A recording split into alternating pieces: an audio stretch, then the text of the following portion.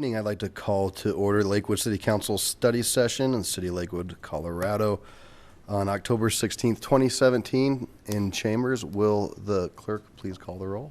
Paul? Here. Coop? Here. Wickman? Gutwein? Here. Franks? Here. Harrison? Here. Royball? Here. Vincent? Here. Abel? Here. Johnson?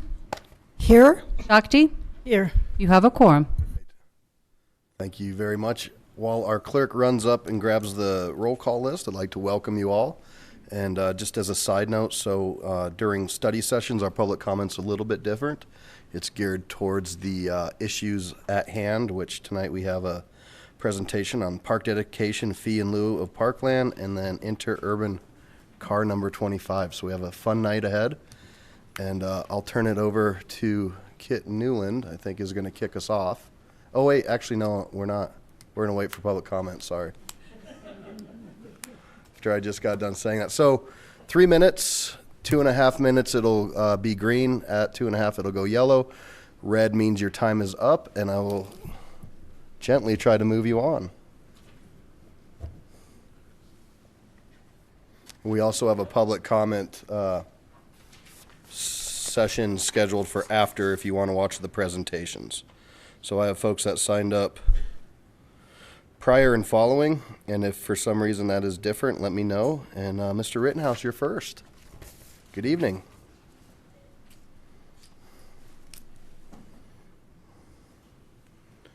Let's see. Oh, that sounds good. Or I hope it does. Thank you, Mr. Mayor and Council. Get the right side up here first.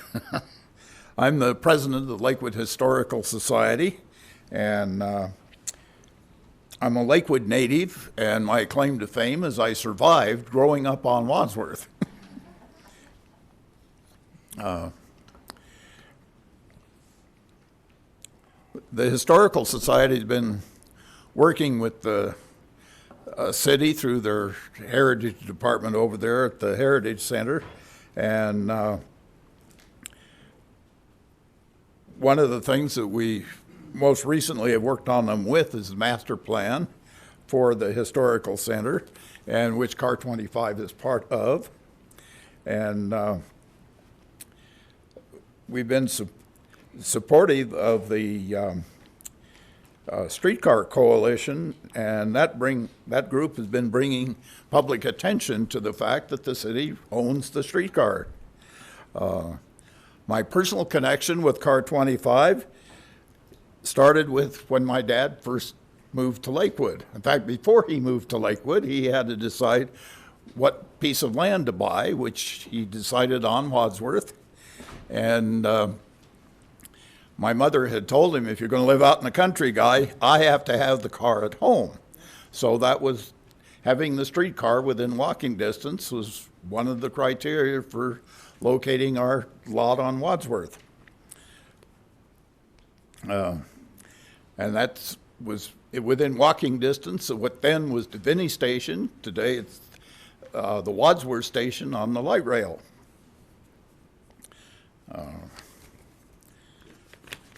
I think I'm going to be under the 3 minutes. I'm old enough to have ridden the streetcar, and undoubtedly Car 25, though we usually called it the 84 because that was a collective name for the interurban line, and it included Car 24, which nobody's seen recently, and a couple of much newer cars in the 800 series. And then I had the opportunity to be on the first light rail train that carried paying passengers. And a note here, I said, I love that car. And I think I've run out about everything I had here to say. So I'm happy to say, let's go for getting the car out of the barn and out where we can play with it better. Thank you. Thank you, sir. Keith. Good evening.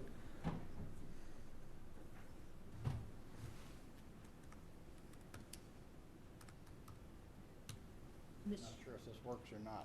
It will. Okay. There it goes. I'm not even sure which way to face it. Oh, it's working, okay. Hello, thank you for allowing us the opportunity to speak tonight. My name is Keith Dameron. I'm a resident of Two Creeks. I'm better? Okay. I'm Keith Dameron. I'm a resident of Two Creeks. In fact, I live by the old Grandview streetcar stop for the Route 84. The detail is it's too small for a crowd to figure it out, but I live next to the old Grandview stop. I'm just going to share just a bit of history. First of all, I think it's great that the 25 still exists and we have access to it, but I think the access in the Federal Center one day a year for a 3 or 4 hour opening session to see it and have it operate is not conducive to doing anything for drawing people to Lakewood. The streetcar, built in 1911 and or interurban car, and operated till 1950 and had been stored at the Railroad Museum and the Federal Center and been all restored. It's beautiful. I think a good place for it would be the Heritage Center. We have a good place for it. It fits with the design. Most of the buildings there date from the 1950s or earlier, and the streetcar fits that thing. It also gives opportunity for a short track segment to be put in so you could operate the streetcar during special events, cider days, things like that. The Morning Star siding, which was the track turnoff that went to the Federal Center, was actually built and opened in March of 1941. That track was built by the railroads. They opened up the siding. The trip from Denver to Golden, of course, goes back to the 1890-91 when that line was built. But they built the siding. It was never used in passenger service, but that track down to the Federal Center is what we call the Federal Center, was the Denver Ordnance Plant, and where they did ordnance for the war. They opened that track up, and immediately, on March 19th, 1941, they opened it. The Denver Tramway Corporation added 2 buses, or extended 2 routes. They ran a thing to Smith Station, which is, of course, Garrison Street today, to get workers to the Denver Ordnance Plant so they could build the buildings. The workers didn't have access to a lot of cars in those days. It was the war effort and other things after that made it even tougher for tires and fuel. And then they ran the second one, was the Alameda line was extended out on the bus service to what we call the Federal Center today. So that history, I think, is important to understand how that streetcar was used. That streetcar would be quite an attraction at the Heritage Center. A short piece of track, operate it when you need to.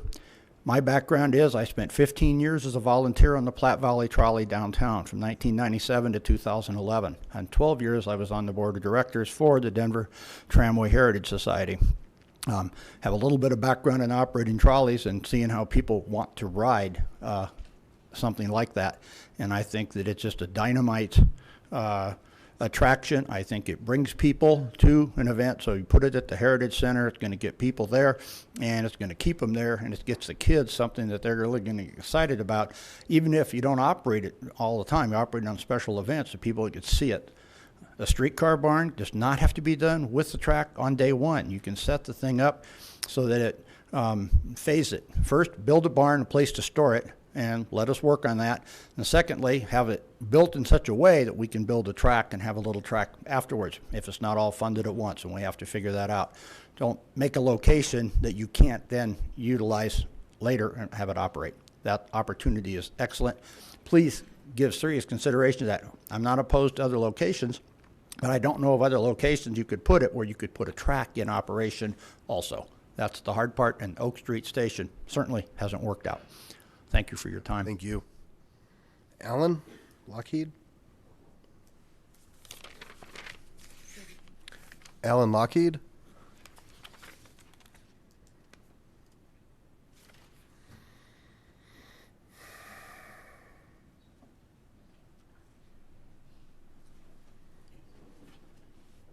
Good evening. Good evening, Mayor Paul and other members of the council. Thank you for having me here for a moment. I'm an interloper amongst you. I live in unincorporated Jefferson County between Golden and Lakewood, and I've had the privilege of meeting a few of you people, and it's always been a pleasure. I'd like to give a little viewpoint from, I would say, 35,000 feet, The justification for this trolley car and the use of it may not be immediately apparent, but I think there's a great justification in comparing what the suburban areas of Denver adjacent to the behemoth to our east have to offer, RTD, as well as Denver City and County, largely consider themselves, I think, the center of culture and activity in Colorado. Well, that's not really true. I live amongst Lakewood, I live amongst Golden. We have civic and community events that it would be great to expose the people of Denver and promote RTD for that matter as the means of getting from Denver to the suburban areas. And I think this trolley, I've been very impressed with the meticulous workmanship in restoring it to operational condition. Special events and special uses of the trolley apparently could operate from Denver out to Golden, to Lakewood, and other places for special trips for special people to emphasize the value of transportation to the suburban areas. So I see a lot of justification that could be quantified in dollars and cents to the community surrounding Denver for the operation, display, and a certain well-earned reverence for the history of this trolley, the trolley car, and what it provided and what urban transportation provides to the community. So thank you very much for the opportunity to bring this forward. I hope it's useful. Great. Thank you. Thanks for coming out. You're always welcome, even though you're in Jefferson County. Mr. Little.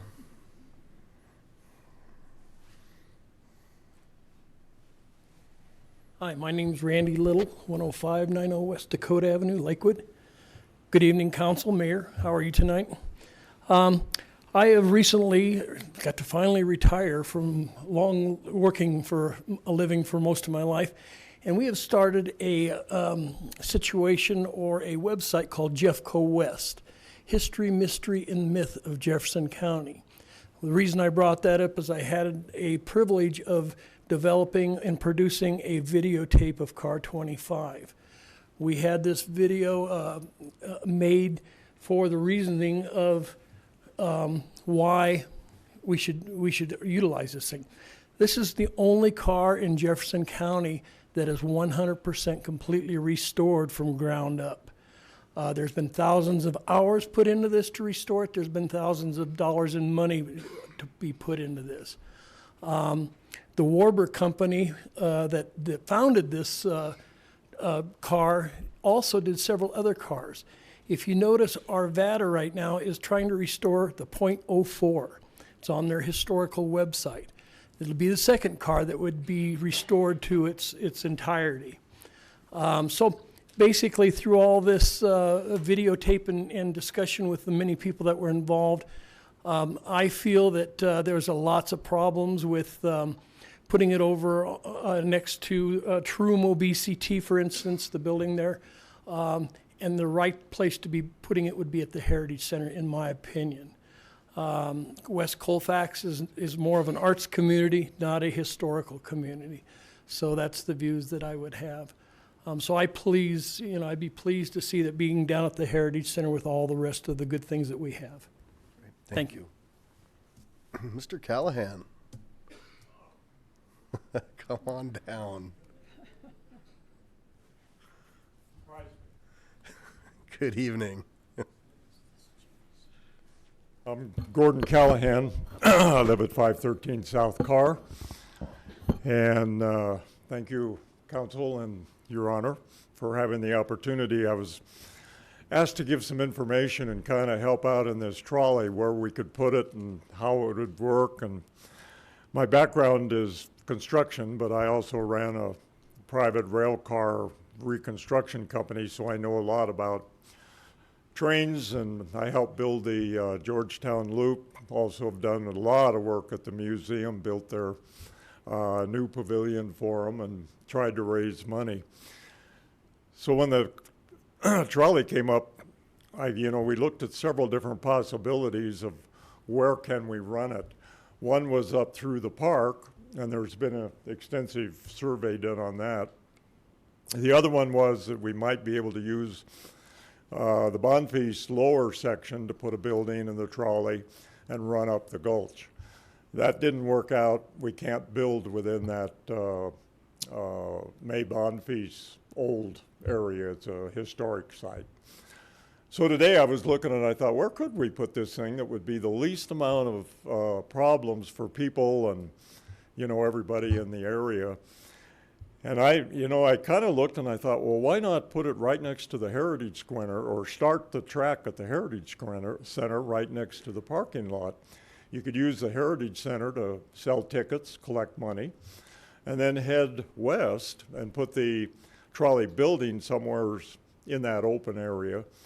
And you could go right down the top of the dam, and you would have minimal cost to build it.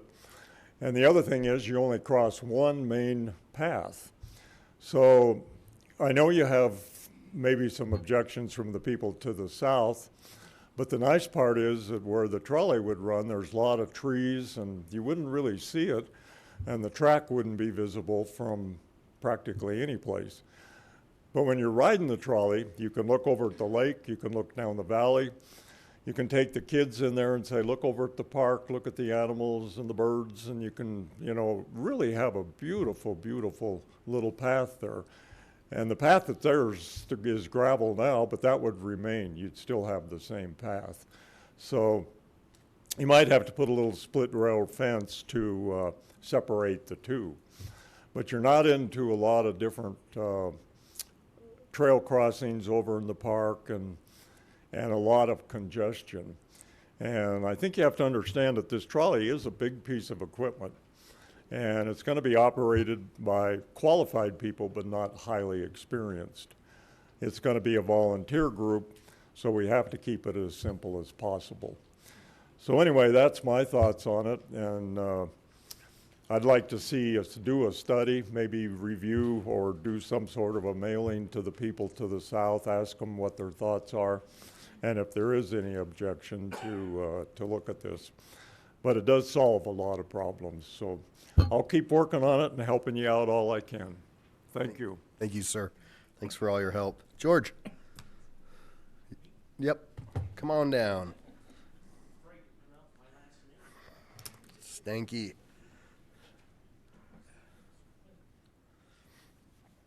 Good evening.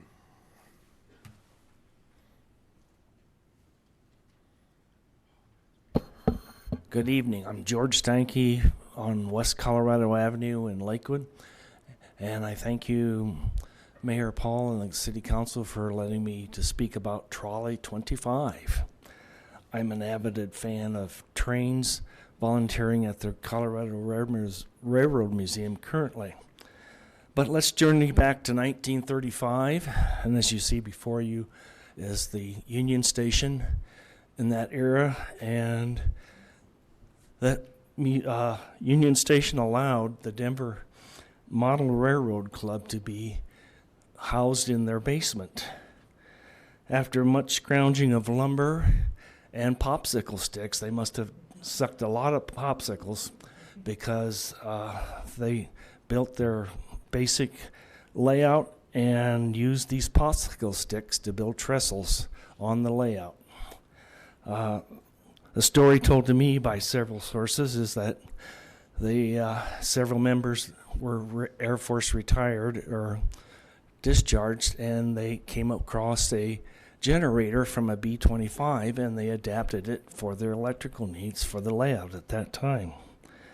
Fast forward to 1977 when I moved here, and it was just wonderful to go down every third Friday evening and look at the layout. But then RTD got permission to remodel the Union Station, and they told the club at that time that they could stay. I still have the article from the Denver Post saying that they could stay there I interpreted to mean come hell or high water. But that turned out to be false, so much for building trust, keeping verbal promises, and building confidence in the government entity. So after 80 years, the club had to be out of that basement area within 30 days. Well, the limited volunteers that they had, they took the chainsaw to the layout and salvaged as much as they could and put it in a 40-foot van trailer, and it's stored in Lakewood. Fast forward a couple more years from there, and lo and behold, what is now the Colorado Model Railroad Museum in Greeley, Colorado, came to life. If you've ever been up there, you know it's a quality, well-constructed, and wonderful place to visit. And as a matter of fact, just like the Denver HO Model Railroad Club, we have gotten visitors from Germany, England, Japan, basically from all over and around the world. So I feel we have an excellent opportunity besides moving the Trolley 25 to someplace on the Heritage Center. We could easily expand this barn to accommodate the Denver Oak Club layout. So I think it's time to just accept the master plan, take all the pros and cons from the studies that are out there, and just do it. I would like to see it ideally someplace along Wadsworth so the traffic there can say that, oh, maybe I should stop there and help and see this wonderful trolley. And by also building at the Heritage Center, you could easily expand the barn for future needs. And if necessary, why not build a third floor to the barn and use it for historical events and office space?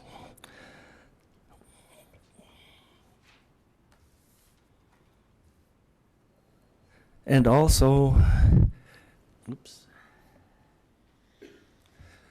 it would provide a means for increased visitorship, revenue by coin boxes on the O-scale layout could be shared with the club members as well as the city, the Heritage Center, to anticipate expansion of the building. And it's a great opportunity to, like this little child here,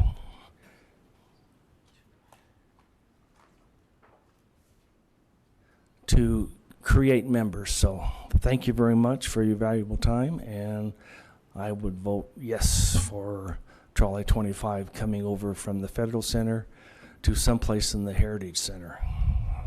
Thank you. Thank you. George Myers.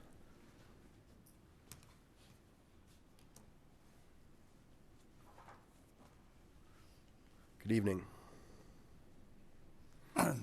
Thank you, Mr. Mayor and Council. We're here to talk about Trolley 25. Michelle's quick. They've touched a little bit on the history.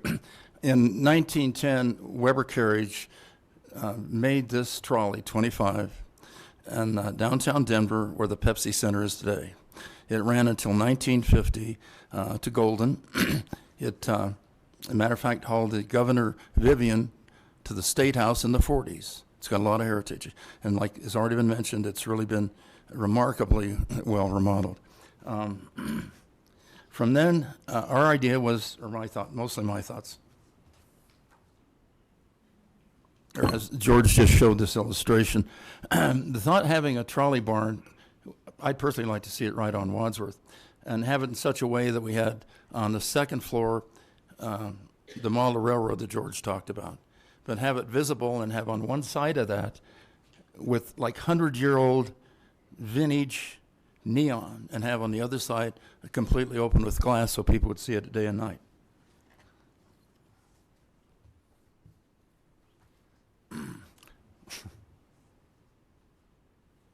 That's a picture looking kind of northbound at the Heritage Center towards the barn. How many people, and that's where the cider days were the other day. I'm curious, how many people went to cider days?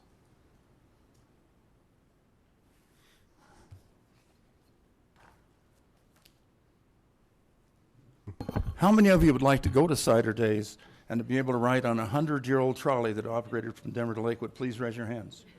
Thank you very much. 2 questions of all the folks up there. Come on, Pete. Be attentive. Okay, all the people up there, how many went to cider days? Please raise your hand.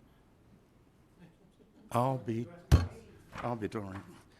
In any event, if you went to cider days, wouldn't it be neat to take your kids and grandkids and let them ride on a 100-year-old trolley that's Lakewood's right now? Please raise your hand. There you go. Thank you. Thank you. And I'd say everybody's probably been to cider days once or twice up here, so. I was out of town. You're excused. Mary.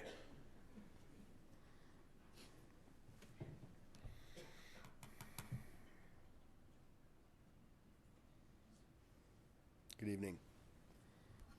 Thank you for allowing public comment. The current ordinance for allowing developers to pay a paltry in lieu of land fee instead of setting aside land for open space and parks isn't working to the advantage of Lakewood. We have a lot to offer in Lakewood, including parks and open space, and should be in control of how it's developed. Editing the existing ordinance is an easy procedure. It doesn't require money, and it would improve Lakewood. This isn't a new topic. It's been suggested at city council meetings earlier this year and at the council's annual retreat in March. Please act on this instead of continuing to delay yet another important issue that was discussed at the annual retreat. As for Trolley 25, we shouldn't continue paying $3,300 a year to keep it in the dark at the Federal Center. We spend a lot of time talking about transportation issues these days. It's time to make a positive transportation decision. The trolley is an important part of our heritage. I feel like it should be moved to the Heritage Center where it can be appreciated. Thank you. Thank you. All right, next up, Kit, you're up now.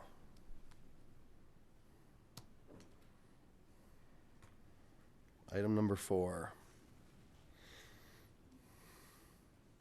Good evening, Mayor Paul and City Council.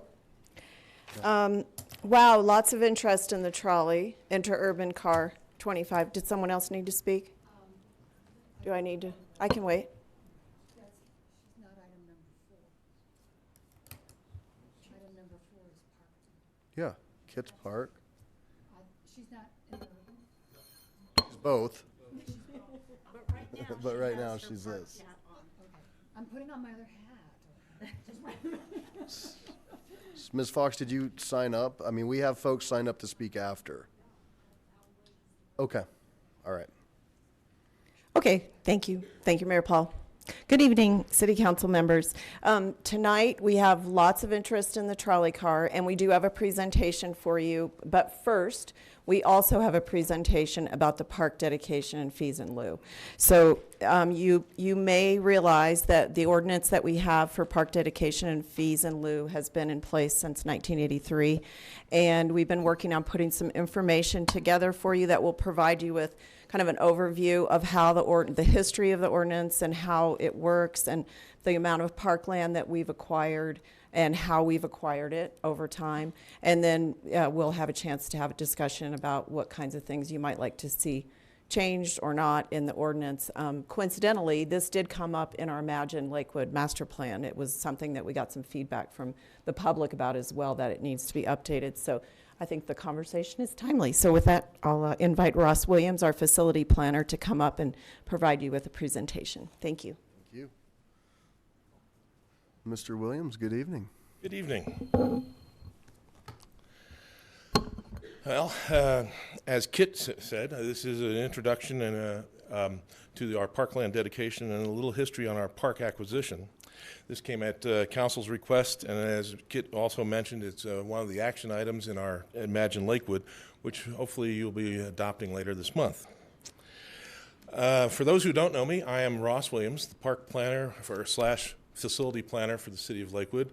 I've been in this position for about 35 years, so I am familiar with our parkland dedication ordinance and our parkland acquisitions over the period of years. The purpose of tonight's presentation is primarily informational, to give you a feel for what we've done in the past, giving a brief history of our parkland acquisition, and also go over our parkland dedication requirements that the city has put together over those years.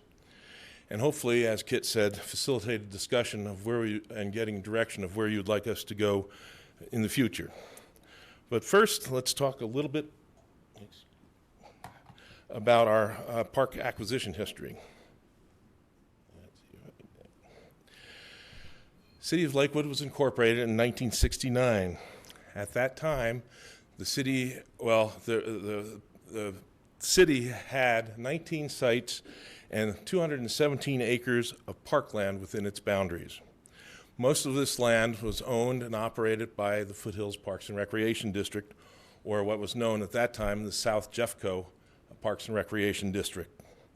Some of the smaller sites in the northern area of the city were county-owned land, but they were managed by several small one-mill park districts, the Lakewood Park District, Mount Ayr Park District, and the Daniels Park District. Today, in 2017, we have over 7,100 acres of parkland in 109 different sites throughout the city. And you can see on the two maps that there's quite a bit more green in this particular space. Another way of looking at this is the percentage of the city which is park and open space. On this chart, there's three different time periods that we'll be talking about through the night. First of all, 1969 was the year we were incorporated as a city. At that time, there was 217 acres of parkland, and approximately 1.2% of the city was in parkland at that time. In 1983 is when our parkland dedication ordinance came into effect. And at that time, there was 40 square miles in the city and over 5,300 acres of parkland, approximately 20% of the within our corporate limits. And then in 2017, today, we have over 7,100 acres of parkland, and approximately 25% of our land mass within our corporate boundaries is managed by the Department of Community Resources. This includes some leased land, which is at Bear Creek Lake Park, and the Midway Reservoirs in the middle of the city, and a couple other small park sites that are under lease to the city of Lakewood for parks and open space purposes. How did we get here? Mostly by purchases. The city's purchased most of the parkland that was in with the corporate limits or is leasing them. Prior to incorporation, the 217 acres, 7.5% of them were dedicated by developers, mostly undevelopable land for the product that they were trying to build. Examples being Holbrook Park, which is a drainage way, and similar Meadowlark Park and McNabb Park, which are small little outlots that couldn't be developed. Between 1969 and 1983, we added over 5,600 acres of parkland, of which approximately 4.7% was dedicated through the development process. Most of this was through the negotiated zoning of an official development plan, ODPs. Again, a lot of these parcels were mostly undeveloped for the product that they were looking at, such as the ravines out in the Hutchinson Homes area and other drainage ways that were not suitable for the products that they were building. The big increase in this time period also was due to a new funding source that the city received, the Jefferson County Open Space Program, which began in 1972. At that time, it was initially for parks, or to acquire open space and maintain it. So the first years we purchased a lot of parkland, and that was purchased in accordance with the plan that the city had in place at that time, the Phelps-Bauer report. Between 1983 and today, we have added over 1,200 acres of land and have added approximately 16.2% of it has been through the dedication. Again, a lot of it was through the ODP requirements, but also through our dedication ordinance requiring parkland to be dedicated. Again, another important milestone in our history was in 1983. The Jefferson County Open Space Funds were changed to what they could be used for. At that point in time, we started developing many of our park sites, beginning with Sutherland Shire or O'Kane Park in 1984, and then again in Addenbrook Park in the late 80s and in early 90s. So how does Lakewood compare to other communities? This chart is a selected few cities around us that are similar to Lakewood, but not exactly the same. Each one has its own idiosyncrasies and how it came about. You can see Lakewood has the highest percentage of the city within its corporate limits being in parkland, approximately 25%. The next closest one in percentage-wise would be Arvada, which is at 13%. Then the other metric you would typically look at in parkland is acres of parkland per 1,000 population.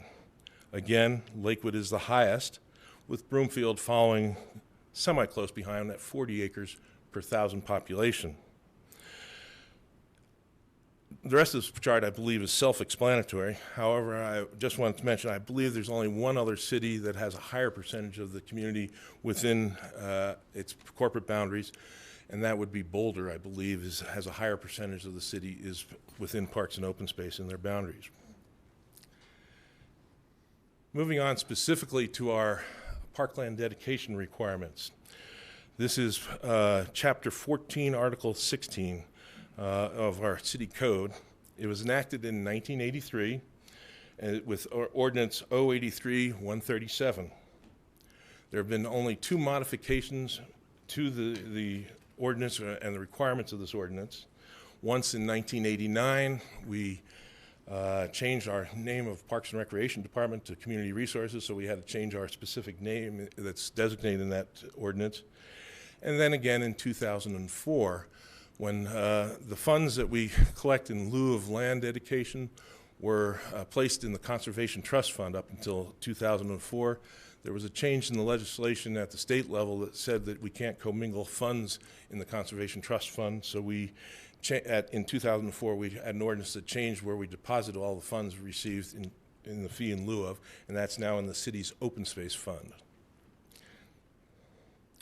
The major points in the ordinance. Number 1, it's applicable to only residential developments. It specifically specifies for calculation and how to simplify it, trying to make it easy to understand, that there's 2.5 persons per household. This is an average number looking at the various different type of housing units. A single-family home typically has rates of 3 plus 3.1 persons per household, where multifamily is more in the 1.5 to 1.6 persons per household, which generates how much land would need to be dedicated. It used parkland standards that the city adopted from the National Parks and Recreation Association. These were standards that the association no longer recommends because they feel that each community should determine its own requirements for how much parkland it would desire to provide for its citizens out there. The acreage that we've specified in the ordinance is, first of all, our neighborhood parkland, 2.5 acres per 1,000 population. For community parkland, 3 acres per 1,000 population. It also recognized that there are regional park requirements, but seeing that we had so much land in our regional park inventory, at that time we had a significant portion of Green Mountain, and we had also leased Bear Creek Lake Park and other large tracts along the Greenbelt. So they exempted new development from needing to provide that type of parkland. It was collected, if it was decided that fees were to be collected, we collected in the 7 planning areas, primarily designated throughout the city from Concept Lakewood. And in those 7 planning areas, the money was to be spent, and that's how we have spent it over the years for either acquisitions or capital improvements of park facilities.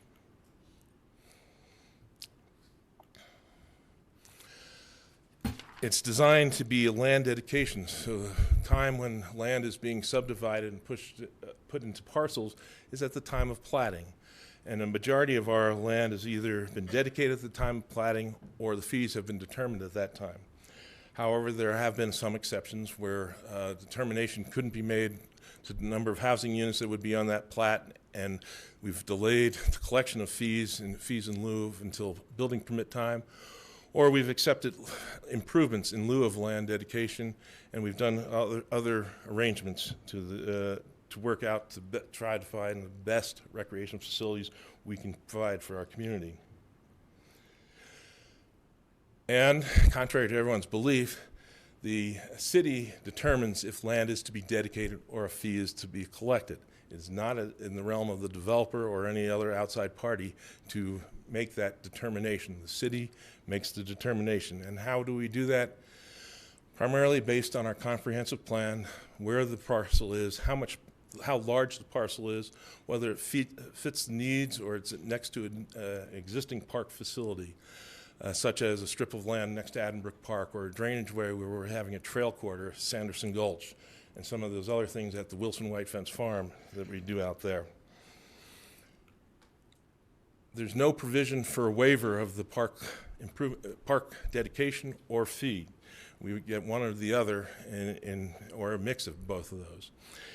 In some communities, as I'll mention a little later, there are provisions to promote low-income housing or senior housing where they do waive the fees for those particular type of developments. The ordinance also puts a limitation on how much money the city can collect in lieu of the land that would have been dedicated there. It's set at $700 an acre, or $700 a unit.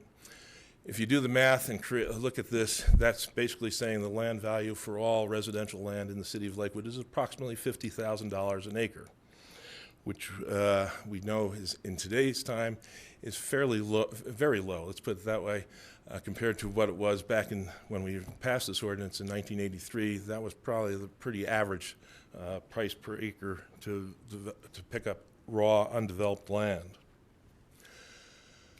What do other communities do?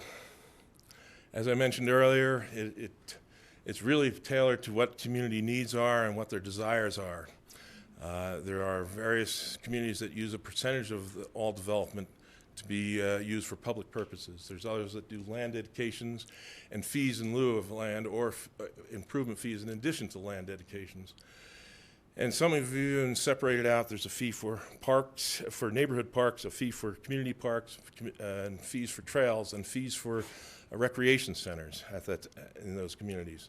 So it varies based on what the community sees as how to get where its master plan or comprehensive plan goals send it to. Looking at the same communities that we had looked at as far as park acreage, and these are the variety across the board. Broomfield, for every residential development, they require 15% of the land to be dedicated for parks and open space. They also charge a $1 a square foot fee on residential units for public facility improvements, including rec centers and other public facilities such as fire stations and other civic structures.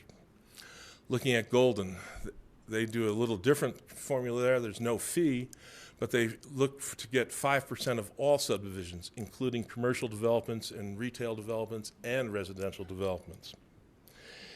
And then Longmont is the other end of the spectrum, does not require a land dedication. They plan to buy every piece of parcel, every piece of land that they desire for park space or have some other compensation for it, but they have a fairly high park improvement fee for parks, $5,400, and another a variable rate for recreation centers to do recreation center improvements out there. So you can see that we're sort of in the middle of the road as far as how much we dedicate look for in land dedication is changed. We did have one comprehensive plan that did say that we should raise our rate from 5.5 acres per thousand to 8 acres per thousand. However, those were never implemented through the dedication ordinance, and we have looked at the ordinance several times over the period of years, and we have not made any changes other than those minor ones that we presented earlier. With that, I will step down or be available for questions, and I'm sure you have some discussion on this topic. Thank you, Ross. Nice job. Nice presentation. Good history lesson. So I want to start with questions from the group. And yeah, so that's what we'll start with. Ms. Harrison. Thank you very much. Ross, I think it was on that very last slide that, would you review again what Longmont's doing? I think I got confused there. Longmont does not require land dedication in their development process. What they do is actually purchase any property that they want for land acquisition. However, for every housing unit that comes for a building permit, they require a park improvement fee, is what they call it. So it's a fee, okay. It's a pure fee, and as you can see there, it's up to 64, could be over $6,500 a unit for each unit, and they put that in the pool and use that towards either park improvements or parkland acquisitions. Okay, I think I'm going to have more, but I'll stop there. Thank you. Ms. Franks. I wanted to understand a little bit more about the numbers, and you factored into what you presented for both city-owned land and then leased land. And I wanted to understand, and it's a multi-part question. First, did the other communities, did you understand what of theirs is owned versus leased? And I'm kind of getting to the whole sense of permanency. Those things are not permanent if they're leased, so I just want to understand that. Most communities do not have a lease component, but there are some that do. There's a variety across the board. Again, most communities do not have the opportunity to have the Corps of Engineers have 2,600 acres that they desire to have maintained and desire to have for public park and open space. And yes, it is a variable. Our lease was up in another 20 years there, and hopefully we will be looking at extending the lease on Bear Creek Lake Park. However, there are other factors come into play on looking at some of those other areas. Yeah, and that's what I wanted to kind of cover, because even though 20 years, I know there's been some talk about potentially, flooding the area and doing some other things with that. So I just want people to understand that those numbers, I think maybe in the future, if we kind of break that down and show city-owned versus city-owned plus leased, we would have a little bit better kind of context for that, because those are at risk, even if they're longer term risk. Our job here is to kind of look towards not only residents that are currently here, but also to the future. Do we know of that? You talked about, I think that was Bear Creek Lake Park. How much in total of ours is leased versus owned? Do we have it? Can we go back to that slide and maybe see the difference between owned versus leased beyond Bear Creek Lake? Let me It was towards the beginning. Yep. Owned versus leased. The exact numbers I can look up. The three that I know, three areas I know for sure that we do lease is South Sims Park, which is about 6 acres. We have the Midway Reservoirs, which is about in total, Smith, Main, and East Reservoir are in the neighborhood of, I believe, 180 acres between the three of them, and then Bear Creek Lake Park, which is about 2,600 acres. Not all the 2,600 acres is leased.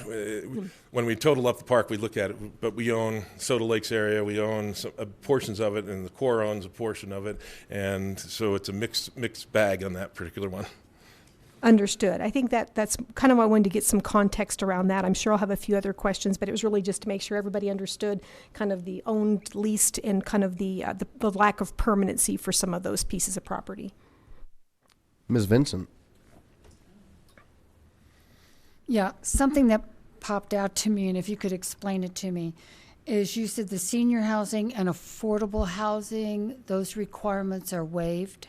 In certain communities, the city of Lakewood does not have a waiver provision in our parkland dedication ordinance. We've had a lot of requests from, say, Habitat for Humanity, our Metro West Housing Authority, but in each of those cases, we have required dedications and a fee in lieu of the dedications in those. Other communities see this as an economic development and housing development tool and have waived fees depending on the type of development out there. Okay, thank you for that. Mr. Abel? I was going to ask about the waivers as well. How many properties do we have that would fit under those categories? I mean, basically per year, or, I mean, how much of our, if we were to grant waivers with those things, any idea of what percentage of reduction in these fees that might prompt? We do not get a lot of developments. You know, Metro West has probably got the most units that are going in this. Habitat for Humanity had 2 different developments, and in one case we got a small pond right off the one off Colfax, and then one of the mistakes I made is accepting a dedication right along the light rail line that is a very small strip of land for the 6 units, but that was what the dedication said we need to be dedicated there. So I don't believe it's a huge number. I would like to say that it's a very good presentation with a lot of historic figures and comparisons to the way other cities do it, and it's a very well put together presentation. And it has been in place since 1983, the $700 per unit fee. Yes, it has. Okay, we haven't adjusted that for inflation at all. The ordinance is written specifically saying you dedicate land, or if the city decides it doesn't want the land, give a fee in lieu of. And that's how it was originally written. However, at council, they decided that we don't want to have these fees get too high, so city council set a maximum of $700 specifically in the ordinance. Okay, now, did I read it correctly that the ordinance says the only people who can pay money in lieu of are developers of less than 15 acres? No. No. There is no limitation on, the way the ordinance is written today, every development is supposed to provide land or a fee in lieu of land, and a maximum of $700 a unit. So, in fact, a bulk of our fees in lieu have been smaller developments. Looking over the years, we've had 145 different developments that since 2001. My records back prior to that are not as good, but there's been 145 separate developments that have paid either fees or provided land dedication in those 15 years. And the $50,000 an acre estimate, that also springs from 1983 or so?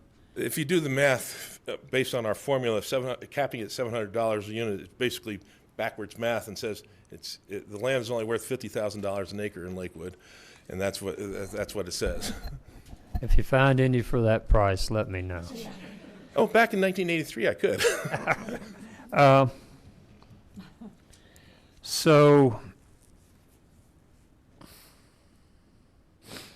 the 2.5 acres, 2.5 to 3 acres per 1,000 population, that also has not been adjusted since '83. No, that number would not necessarily fluctuate. It's a goal that you would set as a desire. Should Lakewood have more parkland per thousand? That would be a question. And like I mentioned, one of our comprehensive plans in between suggested raising it to 8 acres per thousand. What is the right for our community? Hopefully our comprehensive plan has come up and said this is what we desire for our community. So that sounds like to me that perhaps if we adjusted fees and amounts of acre required for dedication, we would be in line with other communities and in line with our comp plan. Potentially could be, yeah. We'd have to see how it all, it's not a clear-cut formula. How would you like to see it? You don't have to answer that. I don't want to put you on the spot. As I mentioned, there's been at least 4 different times, and I've had 4 different attempts of making suggestions, so I'm going to give up. I'm not going to try for the 5th time. Okay. Thank you very much. Ross, I think the 5th time is going to be the magic number. Ms. Shakti. So I think, in my mind, clearly it can be improved, and clearly the fee part needs to be improved. I wonder about so the city has the option of taking the land or taking a fee, whatever it should be, in lieu of. And can you talk more about whether it's important to have that option and when you use that option and that kind of thing? I think it's important to have the city have that flexibility options. One of the things we did look at, I did look at the suggestion of maybe just enforcing it on requiring land over 15 acres to do that. Number one, there are very few parcels 15 acres in size left in the city of Lakewood to be developed. Second part of that is based on our zoning and land use, the dedication requirements from some of those things would be still fairly minuscule. Example, in our R16 zone district, 6,000 square foot lots, on 15 acres, you might yield 65 housing units over there. Our parkland dedication requirement would be less than 1 acre. It's not efficient to maintain a lot of little 1 acre park sites around the community. It's more efficient to have larger sites and to be able to maintain them and be cost effective about doing that and providing the service out there. 1 acre does not provide a lot of space.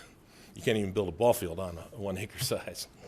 Thank you. And one of the concerns I've heard is if we're getting money instead of land, how do we know that that money will be used for parks?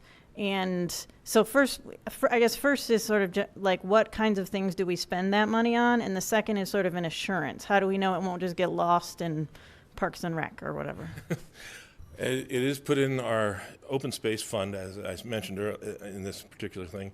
It is in the designated planning areas, and each year we do an accounting of what capital projects. It doesn't go for maintenance, it goes for capital projects, either a land acquisition or a recreational capital improvement or park improvement on the site.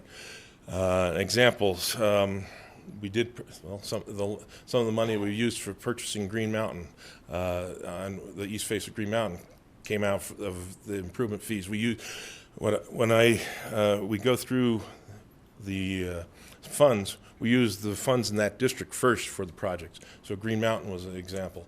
Down Ray Ross Park was another one where we used improvement fees that were collected in that planning area to do the improvements back 5 years ago. And so we used up those funds first. So we have a project in almost every neighborhood of the city every year or every couple of years. And so the funds have not built up in any of those one particular areas throughout the city. Thank you. Ms. Gutwein. Thanks. I had actually really similar questions.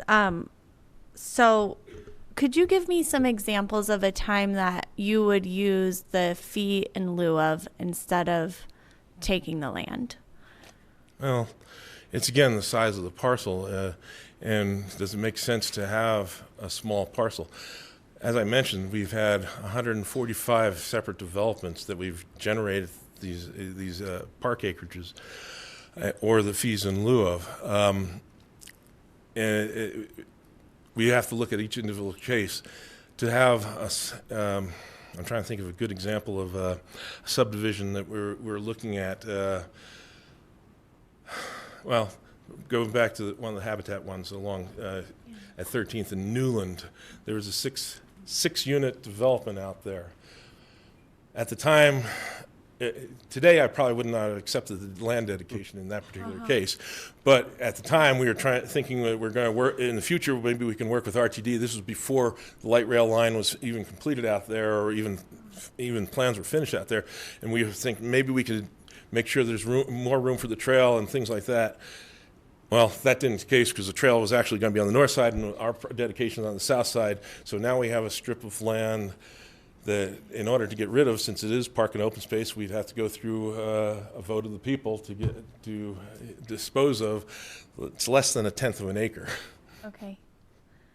And then before we had that, the developers had to give parkland. And so you mentioned something about the ravines, and could you tell me a little more about that? So it sounds like the developer gets to pick which piece of their land they dedicate. Between 1969 and 1983, we did not have any parkland dedication requirements. Okay. So the only places where we did get additional parkland from a development community was when they went through an official development process or a negotiated zoning, such as Hutchinson Homes or Concord Square up the north end of town, where they did a planned development. They say they're going to get X number of units, X density, and we'll give you these strips of land for park space. But it was a negotiated thing. Unfortunately, we didn't have any clout to say you can't that, other than you don't get the zoning. So even we lower the zoning, they can still do their development, and we wouldn't get anything. So there really wasn't any clout behind our needing this park space, even though Concept Lakewood and other plans did suggest that. But up until 1983, we did not have authority to require dedications unless it was through one of those, the official development process. Okay, great.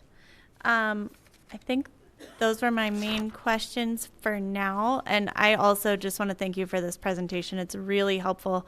And I was telling Councilor Franks that I always brag when I'm around other councilors from other cities because we have the highest percentage of parks and open space. So I think it's awesome. But that said, this was one of my main priorities that I brought up at the retreat, is making sure that we are where we need to be, and it looks like we're low. So thank you. Thank you.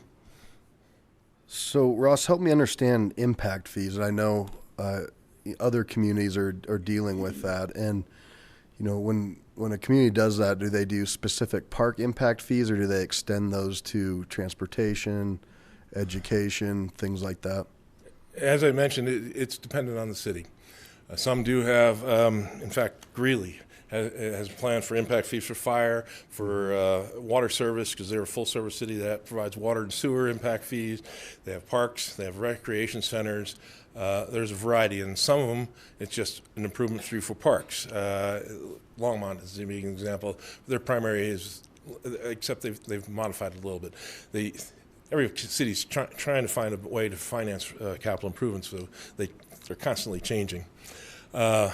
In fact, when I worked for the city of Longmont many years ago, our fee was $400 a unit, and as you can see, it's significantly increased over the 35 years since I left up there. But that was the only fee that they had at that time when I was working there. That was the only fee they had. They've changed over times where they have put impact fees for fire service, police services, and there's a variety of different ones across the whole state of Colorado that do a variety of different things. But as far as the city of Lakewood would go, since we don't provide the fire, I guess we have some water if we had a water district, because the independent districts can charge their own impact fees. However, if the city did an impact fee, we would just have to make sure that, like, if part of it was parks, it all had to go to the dedicated park, and then parks fund, and then you could do something along the lines of transportation, but that could all be implemented in this manner. Yes, with it, as long as it meets the criteria for an impact fee, that is reason related to the development and the improvements are reason related to that. There's a nexus that's required by statute and by practice. So, and it's fair to say, I think my rough math shows that 7.3% of the land was dedicated. Approximately, yeah. 7.3. And then the rest was purchased by the city. Mm-hmm. Okay, sorry, I lost track here. I think Ms. Franks, you're up next. So I wanted to kind of swing back and talk about that kind of, what size parcels sort of make sense, and realizing that, size and topography and lots of things come into play there, and sort of relating to section 14.16.070, where it says if the Director of Community Resources determines that the land dedication in accordance with this chapter would not serve the public interest. That's just a section. Is there a general guideline? And how I want to frame that is that you have parkland that has to be maintained because it's been improved. And then you have kind of the open space, natural sort of tundra, and kind of just trying to see, is there a balance there between those? Because a lot of times those open space buffer areas give citizens distance from one. There's a lot of benefit, even if it's not substantial. So I know that's a long way around my question, but I'm just trying to gain a deeper understanding about those topics. It is very difficult. Primarily, if you read further in it, in the ordinance, there's a paragraph that says, typically we wouldn't accept dedications under 3 acres. And that's, for a developed park space, that was a rule of thumb. 3 acres is a manageable side and things like that. In actual practice of what we've accepted for dedication, we have accepted a lot of parcels smaller than 3 acres. Whether it be a good one is Sanderson Gulch Greenway, where we have a drainage way there. We have a drainage improvement in the middle, and we picked up land on either side of it to widen that corridor to provide the buffers. Similar in other locations, we've looked at other parcels there. So we try to do it case by case to see how it fits in. Another one on Weir Gulch. We have a development right off of South Sheridan Fields, Bombard property there. The developer was planning to do a development. He never finished the development, but he dedicated the land that was going to be there, and that's, I believe, 2/10 of an acre, but it's on the greenbelt. Eventually we'll pick up the parcels next to it and make it a bigger park, but we got a sort of an isolated pocket in a couple spots like that, where over time it eventually will get to that point. Someday we may have to go out and do our own proactive acquisition if we get to those points where there's too many of those out there that we want to complete something. But we work towards the long term. The city of Lakewood's going to be around quite a long time, and hopefully we'll get to the goals that the community desires out there. Okay, yeah. Like I said, I just always want to stress that people are looking for with these new developments where there's buffers, there's some kind of, restful place for the eye. The second part of the question, though, was is there a rough cost of maintaining developed parkland versus open space, so we can see kind of that contrasting difference for when we leave things as open space. We still have to mow them. We still have to make sure that they're not a fire danger. We still have other activities. Is there a general cost per acre for those two different types? The numbers for an open space area is somewhere in the general neighborhood of $3,000 an acre per year, and a developed manicured park is somewhere in the neighborhood of $7,000 an acre per year.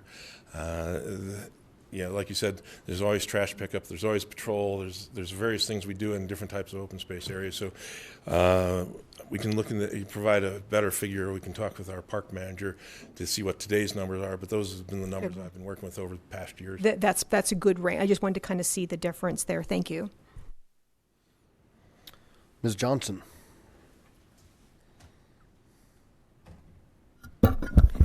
Thank you, Ross. This may seem naive and maybe out of the ballpark.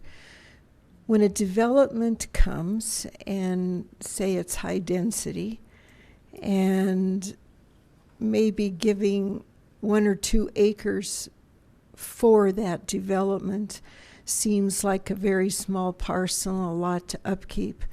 Has there ever been any consideration that the developer himself or the apartment house owner actually maintain the land, dedicate it? Because I would assume that the people that would be using it would be the people that are in that development primarily, and have them maintain it themselves rather than the city. We have looked at situations similar to that. And in a lot of cases, what we have done, rather than city ownership, we have given credit for the neighborhood park component of our park fee. And as long as they're providing open space within their development higher than what our zoning code would require, the minimum that they have out there, we would sometimes give credit towards that extra open space within their development as long as they maintained it. And that is specifically mentioned in the ordinance that private open space can count towards this if it's maintained by the property owner or developer. And we've extended that further. It has to be more than what the minimum requirement is by zoning, because certain zone districts, you have to have 20% open space on your development. And so if you give 35%, we can give credit towards that extra acreage that you've done to make your development a little bit higher community. We haven't seen that much recently. That early on, that was more of the case when we were having certain types of condo developments. Today, we don't see that too frequently as far as a development pattern. That might be something to look at more frequently with development, where the folks that are going to be using it, that particular developer is the one to maintain it rather than the city. We've done that in several occasions. An example being Solterra. Solterra, we gave them credit for, basically when that was developed in Springfield Green, neighborhood park components, they were going to take care of that. So they've set up a special district to provide neighborhood facilities out there, and they're maintaining it through that organization. Thank you. Ms. Vincent. First of all, I'll take you off the hook a little bit for the park at 13th and Newland. It's a park. We took it, and we were grateful, so. Yeah, it was Nelson. I'm sorry. Oh, okay. Well, there is that little pocket park at 13th and Newland, too. Purchased. Oh, okay. Well, we're grateful. Let me see if I can phrase this. As we move forward, we're looking at residential with like business nodes or places of work study, office, live workspace. You've said that all businesses don't have any of this applicability for any fees or dedication. Is that correct? Correct. Is that something that we should look at? Because as things change, we're getting away from, or at least what's been brought up here, is we're getting away from strictly residential. We're getting into live work. We're getting into residences on top of businesses. And so there's going to start being a mix of things. In the live work situation, that's already counted. So if it's a home office type, it's a home, so that's a residential development, would have been the dedication. Or we get into the gray areas, okay, the bottom floor is commercial, upper floors are residential. We get provide the residential to provide park space for that. On commercial, what is the nexus? What does commercial require, make for park and open space requirements? And that's a difficult to make the connection between those two. We've talked about in the past, a commercial McDonald's puts an impact on our park because they go to the drive-through and drive up to our park and sit out and have a picnic out there. Right. Determining that nexus is really, really tough. How do you do that for a printing company on the same block? Do they put impact on our park fees? Maybe their employees go out at lunchtime to visit our park space, but how do you come up with that? How much do they contribute to our need for park space is very difficult. Yeah, I see things changing. I mean, we're not the way we were, where there's a cul-de-sac, you try to put a park next to it. We're getting into the urban. I mean, Colfax is changing, our corridors are changing. So I would just like to see that maybe we consider something, because if we do get into this mixed use, which is and things such as the Rooney Valley, where they're talking about these nodes, we may want to consider either more money being spent for that, or maybe a higher dedication of parkland. And I don't know what other cities may be doing around that. Is that? Very few that we saw really do it on commercial property. I think I mentioned Golden has the 5% of all. I believe Brighton also has a fee on commercial, but other than that, I have not seen too many throughout the state that have put that nexus together. Oh, perfect. We could be in the forefront then. Yeah, we could be. Okay, thank you. Mr. Wickman? Are we done with questions? Nope. Okay. When we're done, I have something. All right, Mr. Abel. A couple of things. One, I understand the thought about the smaller parcels, but things are changing pretty quickly.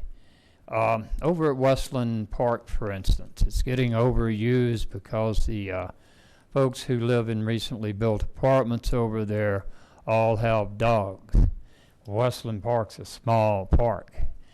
If we had accepted an acre or two from the, or required an acre or two from the owner of that apartment building to enlarge the doggy-doo area, pardon me, Barbara, Franks,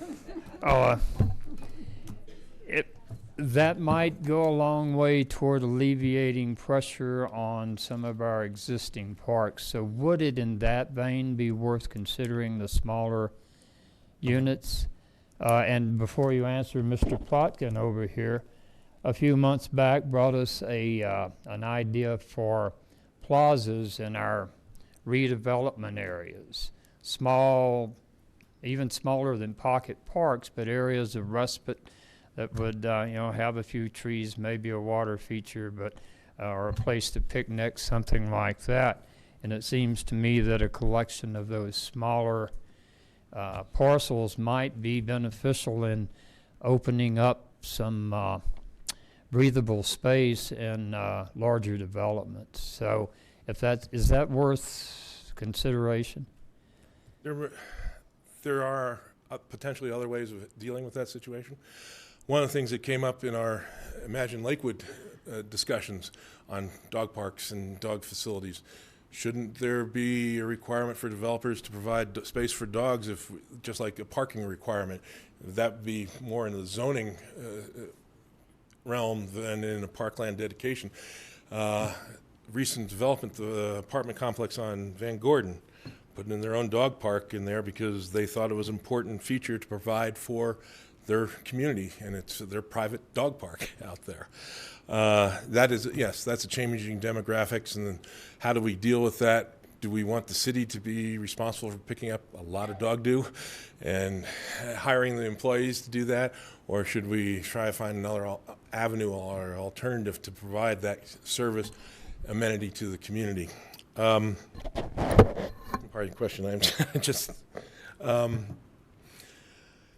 the small pocket parks. Right. A good example of that is Belmar development, where again they created a metro district that's the plaza in there, the small park they have in there. They felt those were neighborhood park needs, and they got credit for those, and they maintain them through their special district for those park spaces out there to create those plaza spaces, and that's a good alternative. The Sheridan Station development is also going to be. They want to use the parkland next to it as for the detention pond, while they're going to do the improvements and maintain that through their metro district out there to take care of the maintenance on that. So there are examples where we work with different developers to try to provide those. On something like the Van Gordon property you talked about, could we give them credit for that? They didn't even that have acre. Credit for that. I understand that, but if they did, would it be worth consideration of adding a provision to encourage that kind of small property or small parcel dedication with developer maintenance and cleanup? It could be. The question, I'd have to look back at it in that particular on Van Gordon, was that over and above the required open space they needed for their development, or was it just that's what they had left over, and that was their minimum open space, and they just did the improvements on it? And yes, we could give credit towards that for the improvements of it, per se. Just seems like it might take some pressure off existing parks. Also, I'd like to claim I did the math, but instead the internet did the math for me. $700 in 1983 would be equal to $1,745 today. So I think there's room for adjustment there. Something for us to think about as we go on to the an example, and I would lean towards agreeing with you. Looking at the recent acquisitions that we have done, our land values have ranged in the range of, well, up to $1 million an acre for Colfax land, or depending on the commercial development portion of it. But our average has been approximately $160,000 to $170,000 an acre. So it's basically 3 to 4 times what we've said in the ordinance there. Thank you. Ms. Johnson? Thank you. The fees that are being collected for some of the developments, is that money looked at in putting towards areas in which you've got more population versus the amount of open space or parkland in different areas? I'm thinking particularly along the Colfax corridor and 13th Avenue corridor.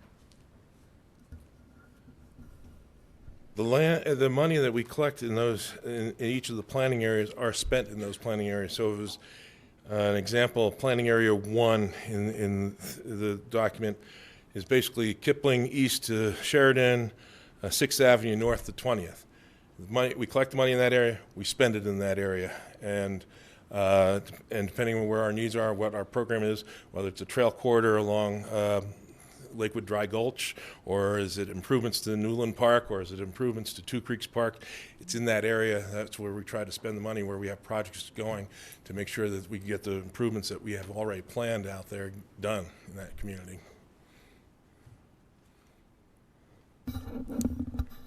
I'm still trying to think this through, Ross. If you've got a development or developments in a corridor that are not dedicating land and dedicating fees, so that fee stays in that appropriate area to help with land or acquisition in areas where you've got more population versus the amount of open space? We look at the whole area and the plan of that area, and it may be right next door to the parcel that, or downstream from the parcel that is being developed.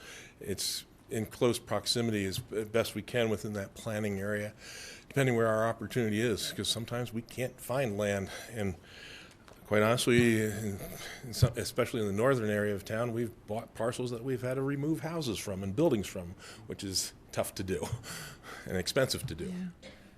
Thank you. Ms. Gutwein? Well, that was actually the same question I had, as if the money had to get spent in the same area. Yes. And then the 2 quick ones, the nexus of impact. So when you were talking about if we could charge a fee to a business, some cities do that. The reason you're talking about the nexus of impact is if we can't show the impact, then it would be a tax. Is that what we're getting at? Or no, it'd just be illegal, because the federal laws are basically looking at it saying you have to show the nexus for if there's some standard or something that, and they contribute to the need towards that. It's case law, basically. Okay. Yeah, if I could jump in, Counselor, Yeah. The ordinance we have, ordinances that were adopted in this vein came as a response to some high-profile federal decisions that talked about the test of essential nexus and rough proportionality. Has to be related to the impact that this development is going to have on the area, so it's not going to be 3 miles away necessarily, and it has to be roughly proportional to the anticipated impact of the development on the area. You can't triple the fee arbitrarily. It has to bear a reasonable relationship to the impact that the development is expected to have. Okay. But it sounds like then other cities have been able to show that there is a nexus. They haven't had any necessarily case law saying that they don't. Yeah, I don't know if they've been challenged. It's obviously a less direct analysis, but it certainly can be done now that mixed uses are a reality. Yeah. Okay. And then the last question is just to check my understanding. So it sounds like if we want the developer to pay for and maintain a piece of land dedication, the best way to do that is through zoning and requiring them to, say, have a dog park. That might be an avenue that we need to explore the possibilities. But Okay. it's similar to a parking requirement. Mm-hmm. We require 0.75 parking spaces per housing Right. unit, and we require bike racks or bike stands per unit area. So that might be something, an avenue. That's one of the tools. There's several different ways you could look at it, but that seems to be, in my mind, would be the most efficient way of trying to do that. Great. That's all I had. Thank you. And with that formula, that means that these fees are Tabor exempt if they're increased. We believe they are, since it's in our open space fund and the Tabor amendment, our exemption Deepest. said open space and park purposes. Okay. Mr. Abel? I'm sorry, just want a clarification. Mr. Cox, you were talking about an inordinate increase. Tying something to the rate of inflation, would that present an inordinate increase, or would that be justification for an increase?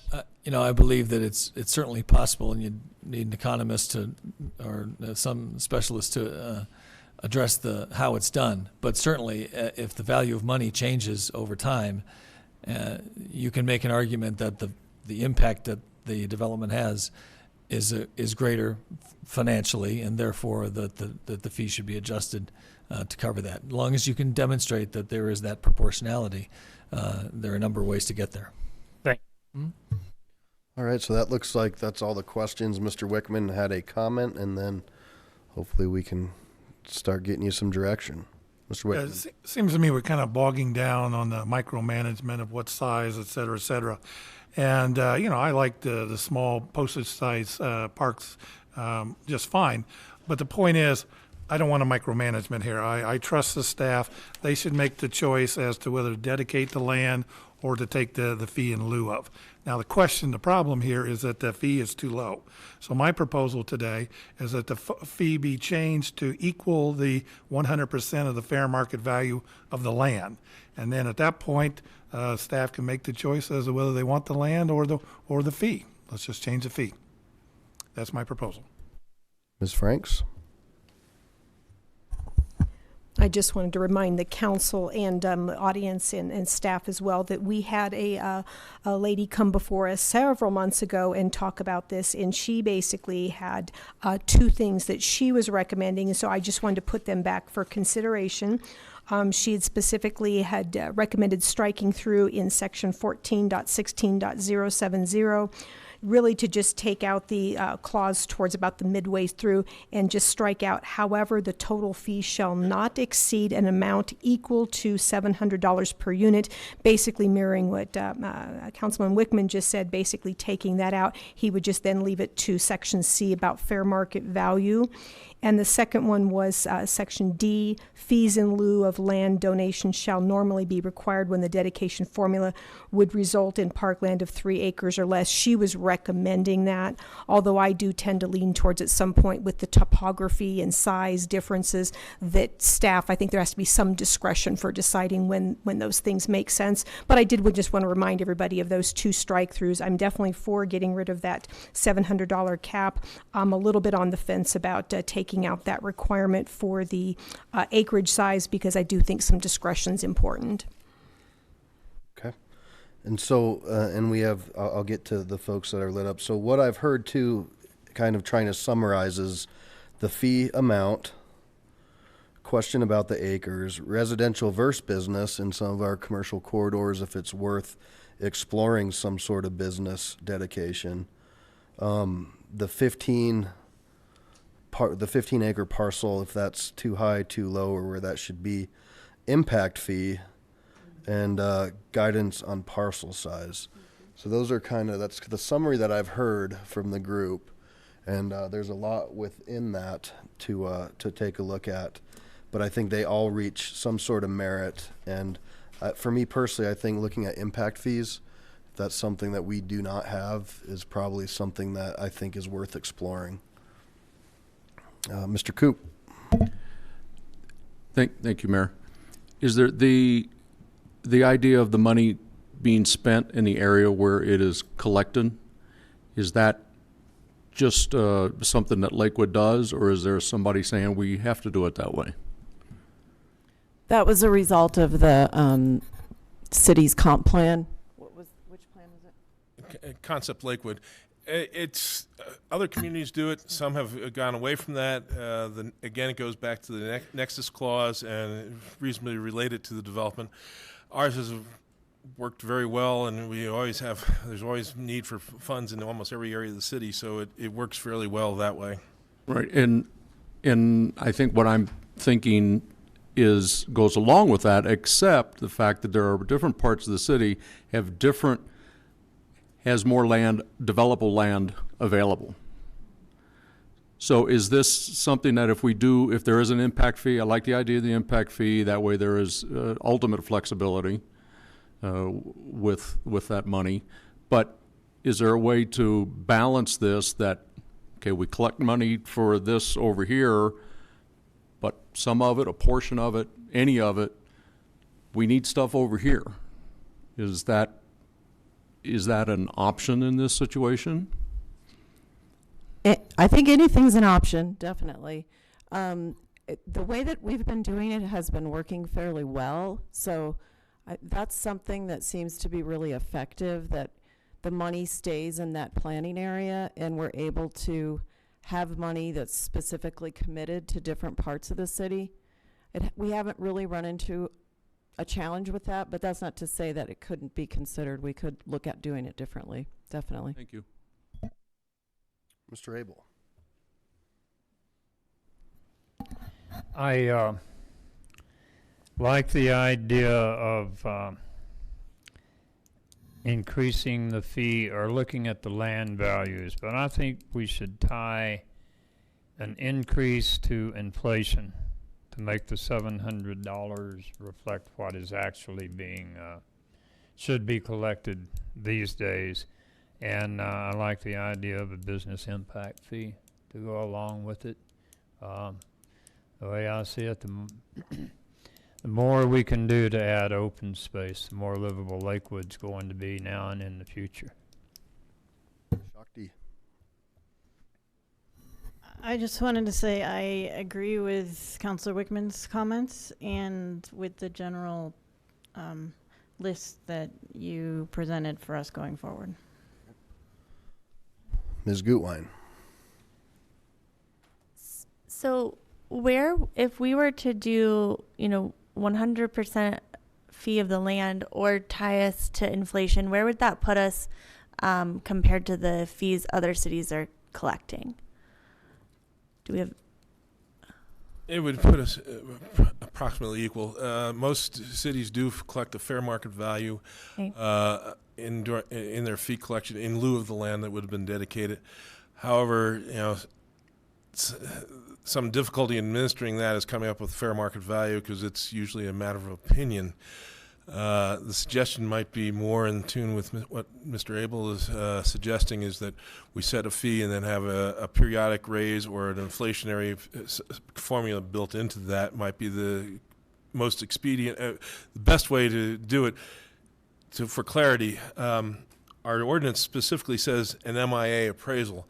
Very rarely is that done on small parcels. It's typically done on large development parcels, and we don't have a lot of those unless they aggregate them together. So coming up with a appraised value on smaller developments will be somewhat time-consuming and can be somewhat costly to do appraisals. And quite honestly, appraisals are opinions. Mm.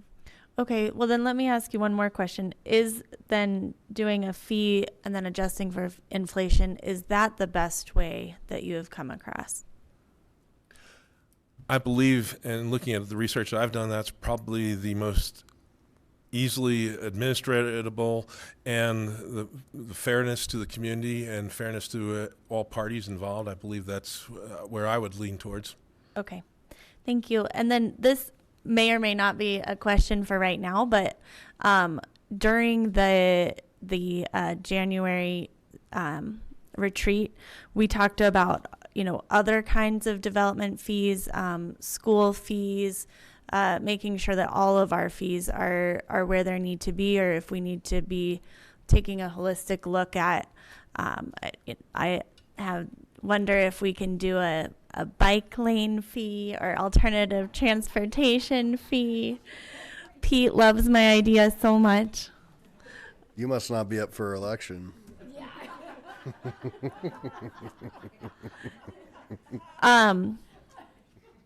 So I'm just wondering if we are going to get to, or, you know, what the plan is for looking at those other fees and making sure that we're where we need to be on those as well. Well said. And I would just say this, because we still have another agenda item. I'm getting a sense that an increase in the fee is definitely something that could be done in a quicker fashion. And what that number is, Ross, I think that's something that maybe you guys could analyze and come back with, and council could look at how that is adjusted, whether it's via inflationary formula or something along those lines. That can be done sooner than later.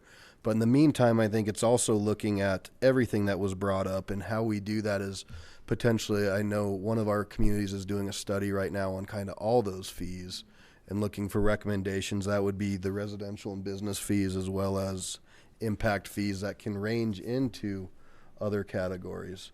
So if that's a way to move forward with council tonight, then that can keep us going forward. So do I have consensus on that? I very much disagree with the inflation idea. That somehow suggests that number was somehow golden back in the day, and I don't know if it was or not.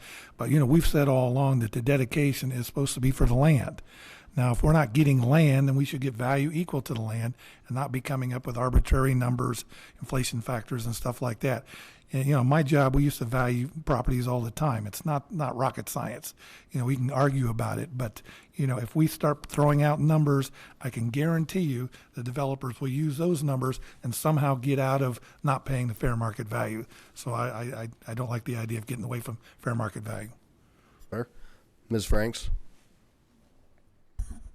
Yeah, I was just kind of leaning a little bit that direction, just because we're a very valuable area of town. I mean, folks, I'm getting people all the time saying they want to live here. Now, of course, they don't like the price of our housing, having trouble there. But I definitely want to come up with something that I understand the formal appraisal. Appraisal is just an opinion, but I definitely want to make sure that we're getting the right dollar figure. I'm pleased that our last survey showed that most citizens believe that our parkland is fairly distributed, knowing that obviously Bear Creek Lake and Green Mountain are destination parks. So people, I don't think, see them as being Ward 4 and Ward 5. I think they see them as being destination parks. But I definitely want to make sure we're getting the right value. And so if we could figure out where the $700 came from, what fed into that. I just don't know that inflation makes sense, but I want to get that right amount of money. Absolutely, and potentially the way to do that is to sunset it or have yearly or by, you know, some sort of review process to make sure you're there. I mean, I'm not married to any sort of way forward, just that I think there's an immediacy to deal with the fee first, but there's also a lot of ancillary issues that I think this group would like to move forward with as well. Councilor Abel. Councilwoman Franks made a good point.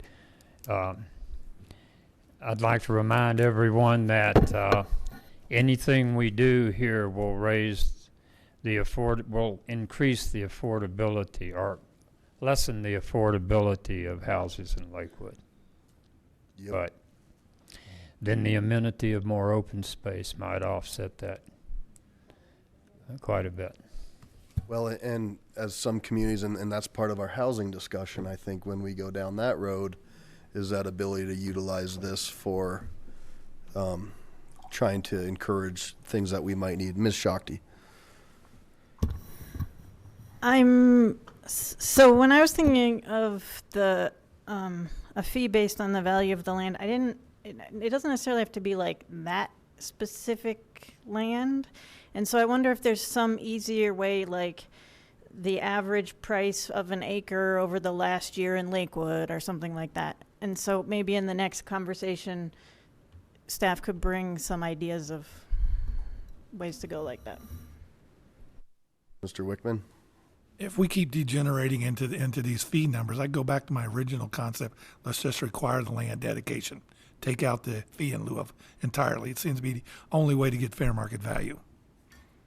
Okay. So we've heard, I think there's varying opinions on that. So we do need to figure out a way to go forward. And is there a consensus to look at the fee right now and find a way to deal with the fee right now? Okay. So that's the immediacy part. So let's figure out the fee right now. And then as far as looking at just the pure land versus fee, I'm not getting a clear signal of a consensus to move forward. So that could be part of this larger discussion if you'd like, which would deal with impact fees and residential business, acres, things like that. Is that fair? Yes. Okay. Can we move somewhat quickly on the second piece? So, I mean, the immediacy is the fee, but then the idea, again, is to get this discussion going, and I'm not sure, I mean, we can expedite that. I don't know if you send that out to, I don't know, but. So it seems to me that there are kind of two different paths here. One is to come back to you with a proposal of what those fees might be, if it's based on some kind of average of type of land, or if it's based on an inflationary number, and you can decide that. And then the other part is an examination of, in a more broad way, and that is all of the different fees that are assessed and the opportunities. For example, the impact fee, the park improvement fee, whatever that might be. But that's a bigger discussion for later. It sounds like there's an urgency to get an increase in the fees soon to you. Yes. Is that right? Yes. All right. Thank you. Ross, nice job. Appreciated all that historical background and all that information. You're an encyclopedia. Or Wikipedia. Yeah. Also, could we get a copy of this presentation emailed to council? Thank you. All right. Now we have what everybody's here for. Thank you for hanging out with us. Interurban car number 25. Ms. Newland, welcome back. Thank you, Mayor. Oh, that was a really great conversation. Thank you so much. So, you know, there's been a lot of conversation in the community about the Interurban Car 25, and we were charged with doing a feasibility study, and we hired Martin & Martin to do that. And Michelle Neerling, our HCA manager, is here tonight to talk to you about the results of the feasibility study and also the recommendations or the consensus that our task force came to. Great. Thank you. Good evening. I know that you probably went to Cider Days. I did. It was amazing. That's what I heard. I heard it was a great event. Let me just get settled in here for a minute.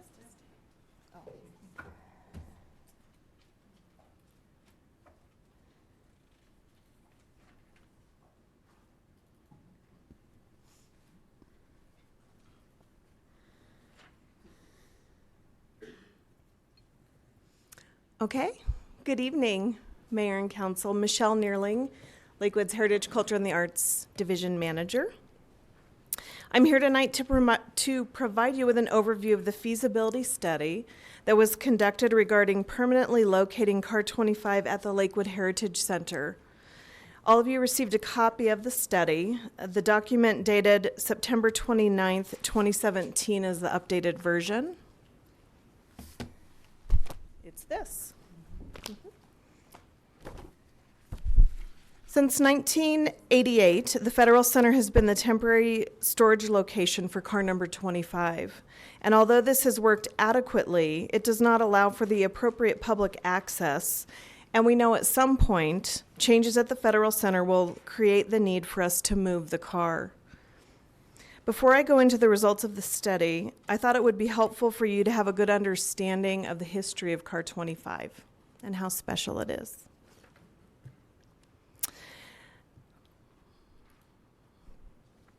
The Denver and Intermountain Interurban Car number 25 is a standard gauge car that was built by the Wober Car Company of Denver. Between 1900 and 1914, this car company operated as the Denver City Tramway Company, building 317 interurban cars. Car 25 was one of those that was built, and it cost $10,625. The car is 48 and a half feet long. It's a little over 8.5 feet wide, and it's just over 14 feet tall.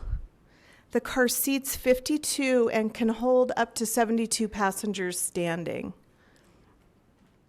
Car 25 is a double-ended car with controls at both ends, allowing the motor person to operate the car in either direction without turning the car around. The seats are reversible as well, allowing riders to always face the direction the car is traveling. The car weighs 58,000 pounds. Little trivia. Car number 25 entered service on February 17th, 1911. It operated on 13 miles of track between Denver, Lakewood, and Golden on Route 84. And you can actually see right here, you'll see in pictures of the car, there's this 84. And then the number of the car is down here, car 25. It made its last regular run from Denver to Golden in March of 1953. Car 25 made the trip between Denver and Golden in 40 minutes. This included 15 stops at stations like Barnum Junction, Beehive, Wide Acres, and Morningside. The car could travel at speeds up to 60 miles an hour. Service was hourly and punctual with 20 trips a day by 1943. It was mentioned earlier that Governor John Vivian commuted to the Capitol using this car from the Wide Acres station during his term in the 1940s. Car 25 also hauled freight, newspapers, and materials for the Remington Arms plant during World War II. According to the State Historic Register nomination, March 15th, 1950 signified the end of regular service for Car 25. That same year, the Rocky Mountain Railroad Club purchased the car to save it from being scrapped or sold. And in 1953, Car 25 made its last run from the Denver Car House to Golden for storage at Duval Davison Lumber Yard.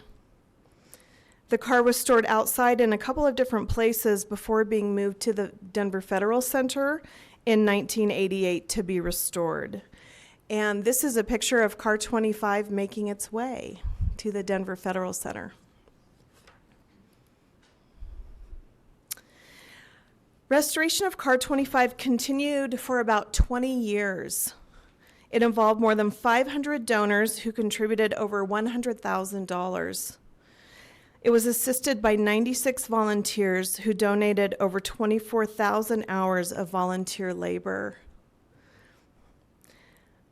The car was restored back to its 1911 original appearance, and I've included a couple of pictures of the before and the after. During the restoration, the original dark green paint was discovered, along with the original number 25 and the black steps with "Safety First" written on them. The cars had all been painted bright yellow in the 1920s. You can still see some of that right here. Car 25 is listed on the National Register of Historic Places and the Colorado State Register of Historic Properties. Car 25 is important because it's the only known surviving example of a completely intact standard gauge electric interurban rail car of its type built by Denver Weber's car company. This is a photo of before and after of the car being restored. This was before, yellow, and after, exquisite green. This gentleman right here, I just want to point out, this is Daryl Arndt. Daryl was the lead restorer of Car 25, and he's been a really tremendous resource to the city over the years. And you will have seen his name referenced in the feasibility study. He serves as our subject matter expert for all things technical related to Car 25. I thought he might be here tonight, but I don't see him. He's in Minneapolis. Thanks, Tom. In 2010, the city and the Denver Rail Heritage Society, who operate as the Denver Trolley today, Together, those two organizations jointly purchased Car 25, each contributing $35,000. A task force was created, and several locations in the city of Lakewood for Car 25 were evaluated. The Lakewood Oak Street Rail Station was identified as the preferred future site for Car 25 due to its proximity to the line where it once ran. A concept plan for the Oak Street Transit Museum was created. Fundraising began in anticipation of opening the facility prior to the W Line opening in 2013. In 2011, Car 25 turned 100 years old. The Denver Rail Heritage Society and the city mutually agreed that the city would become the sole owner of Car 25, and the city purchased the remaining shares of the car in 2012. 2013 was a pivotal year. The light rail was on track to open, and the idea of Car 25 and the Transit Museum as a driver of redevelopment shifted. More realistically, the car and facility would likely be the beneficiary of redevelopment initiatives. This was confirmed through a study by the Urban Land Institute. There were issues with the Oak Street site, and design and fundraising were put on hold. In 2015, the Oak Street Transit Museum was called out in the West Colfax Vision 2040 Action Plan. In 2016, we began the Lakewood Heritage Center Master Plan update, and that sparked renewed interest in Car 25, and specifically interest in relocating and operating the car at the Heritage Center. The Car 25 task force was formed, and then in 2017, the feasibility study was began and completed.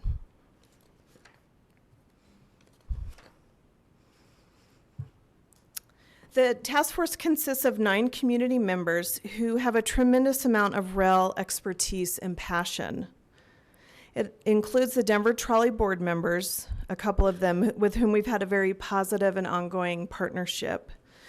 And you can see the members listed here: Gordon Callahan, Mike Cothra, Steve Elkins, George Myers, Ed Peterson, Tom Quinn, Dave Schaff, Donald Tallman, and Pete West. And some of these task force members are here tonight, and I just would like to take a moment to thank them for their work.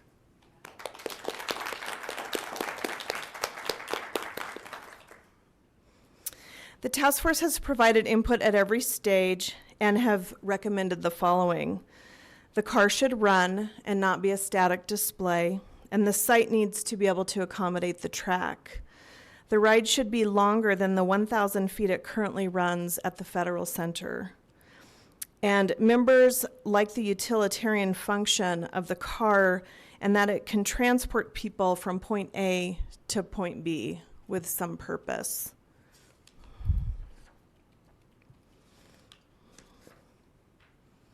So Martin & Martin was hired to assess the technical possibility to house and operate Car 25 at the Lakewood Heritage Center. The project scope included review of pertinent standards, regulations, and requirements to build and operate a standard gauge railroad line, and also to operate Car 25. To analyze the Heritage Center site and identify alternatives to operate the car and to store and display the car when it's not being operated. And then to compile the final report with alternatives and cost estimates. This is a picture of the Denver Trolley and their crew. They operate the car for us when we do our rollouts. Isn't that a fun picture? Martin & Martin utilized multiple technical resources to inform the study, including criteria and guidelines from such entities as the Federal Railroad Administration and the American Railway Engineering and Maintenance of Way Association. The study also utilized technical information provided by our subject matter expert, Daryl Arndt. This research defined that the maximum grade could not exceed 3%, and the minimum turning radius was 44 feet. Input from the CAR 25 task force was also incorporated. So here's a map of the area being considered. And just to orient you, Wadsworth runs along here. Alameda, we're right here at the Civic Center. This red dotted line is Belmar Park. This green line is the Lakewood Heritage Center. This area right here is the developed area of the Lakewood Heritage Center, which you heard about a couple of weeks ago. This right here is Iron Gate, Coons Lake. The Coons Lake Dam is right here. And Weir Gulch runs along here. And then this is where the historic district is, in this area. The report identified some key issues. One is the substantial topography of the site. There are significant elevation changes in this area. You can see by this picture right here. The Lakewood Heritage Center is also a planned and developed site. Consideration was given to buildings and infrastructure already in place. The car house location was to be in proximity to current operations and within the Heritage Center boundaries. Utilities were investigated. The predominance of conflicts occurred at the south end of the site near Weir Gulch. In addition, Martin & Martin looked at safety, ADA accessibility, track maintenance, site drainage patterns, and right-of-way considerations. Martin considered the task force recommendations related to the visitor's experience as well as the historical aspects of the car. This included the length of visitor ride, the linear track, the utilitarian function of being transported from one public location to another. Car 25 was restored to operate using an electrical catenary system. And this is a photo of what that looks like. This is the Fort Collins trolley. And you can see the pole right here. Where did my arrow go? Right here with the simple overhead wire. Currently, Car 25 operates with a diesel generator and a separate pull-behind unit. The catenary is historically appropriate. It's a quiet and environmentally friendly option. Finally, it's important to note that geotechnical, environmental, and neighborhood impacts were not included in this study, but need to be considered once a viable site and route are determined. So on to the findings. You all can refer to this map in your feasibility study as well. It's the very first pull-out one, or fold-out one, I should say. This is the overall park plan with the 4 proposed alternatives. And just to orient you, this is Wadsworth, right? We're up here. The Lakewood Heritage Center, this is the north end of the Lakewood Heritage Center, and it comes down here. Here's the library, Coons Lake, and this right here is Iron Gate. The 4 alternatives include a main route with 2 options at each end. The blue route that you see right here is shared among all options.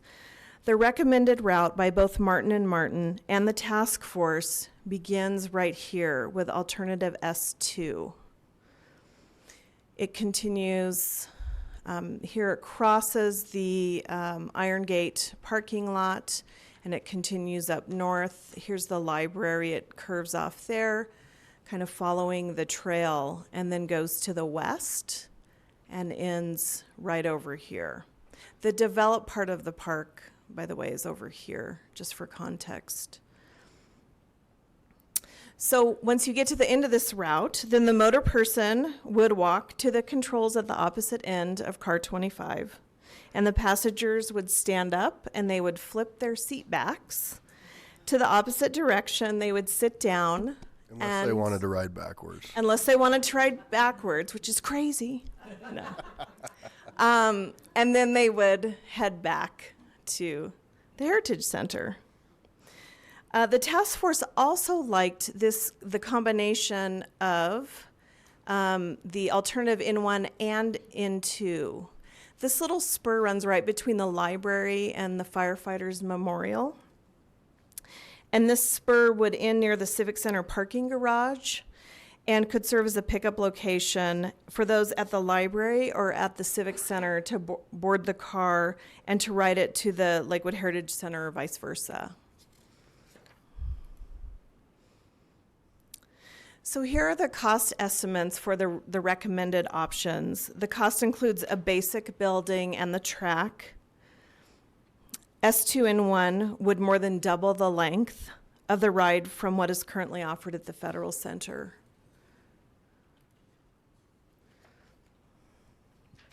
A consensus agreement was reached among the task force related to the following. There was consensus that consideration should still be given to identify a site along the historical easement where the W line now runs. There's agreement that the Lakewood Heritage Center is also a great place for the car and would benefit from the activity and resources that are already in place.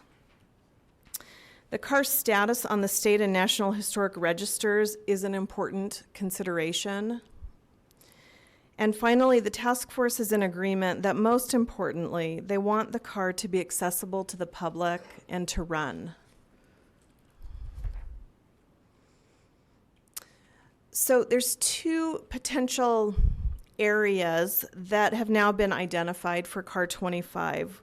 One is along the car's historic route, and the other is at the city's history museum. And this slide highlights some of the key considerations related to each area, and it's certainly not meant to be a comprehensive list.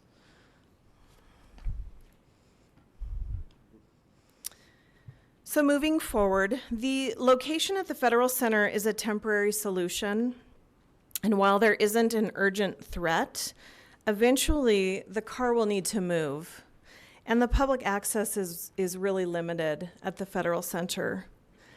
Identifying a viable location and route is needed. This would be followed by a strong public participation process. The car is on both the state and the national registers, and staff will work with History Colorado on understanding locations and building types that support the car maintaining its listing on these registers. And then once a plan is in place, funds need to be secured. So I just want to thank you all for listening tonight. I know that was a lot of detail, but I hope that it provided some helpful context for you to advise us on our next steps. I also want to just once again recognize and thank the Car 25 Task Force, several of whom are here tonight. So thank you. Thank you, Michelle. That was a fantastic presentation. And again, thank you to all the folks who have been a part of this and part of the restoration. And I think I can say without a doubt, this is something that's of great interest to everybody up here. And I was glad to be a part of the council when we finalized the purchase of it.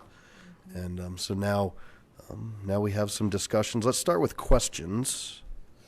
And I will start with Ms. Harrison. Thank you. Michelle, that was great. I can remember back 7 years ago when this was when Ed Peterson and Tom Quinn were working on this, and I remember all the discussions about how much work you guys put into this car, and I want to tell you what an honor to have the opportunity to bring it, I won't say back to life, but to life. Maybe that would be the best way to put it. My first question is, I'd love to see it run again, but even more importantly, we want to save it and make sure that it stays in the shape that you've restored it to. What kind of a barn are we going to need? Because that sounds like our first need, is to build a structure to protect it. How are we going to do that? Well, we actually have a couple of designs that we've worked on. Some of the key elements of the car house. And some feedback that we also received from the task force is that the car should be protected. It should be an interior space. Obviously, it needs to be tall enough and wide enough and big enough to fit the car.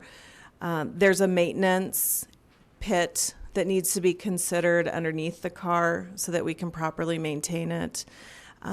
We've talked about allowing an area to view the car, and it is a big car. Yeah.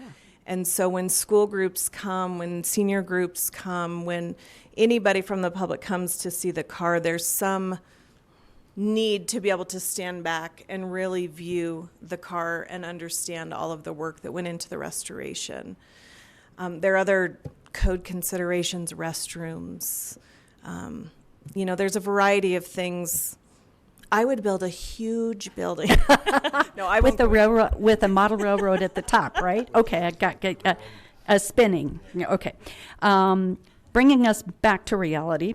The other question would be, it took a lot of restoration to get it to the beauty that it is today. How are we going to address the future maintenance needs? Is that going to be a partnership between volunteers? Because I don't think we have anybody currently on staff that would have the expertise to do this. I think we're going to have to look at this crew to try to get us through. What are we going to do there? Do we have any ideas? Yeah, the Denver Trolley has been a wonderful partner with us, and they have helped us all along the way. They have helped train staff to do some basic maintenance needs, particularly with the generator that currently runs Car 25. But yes, we do not have the expertise on staff, and we will need to look to partners and to volunteers. We share at least one volunteer, I think, currently, and maybe a couple. So, yep. Okay, that's all I have for right now. I'll come back for a few more. Ms. Franks?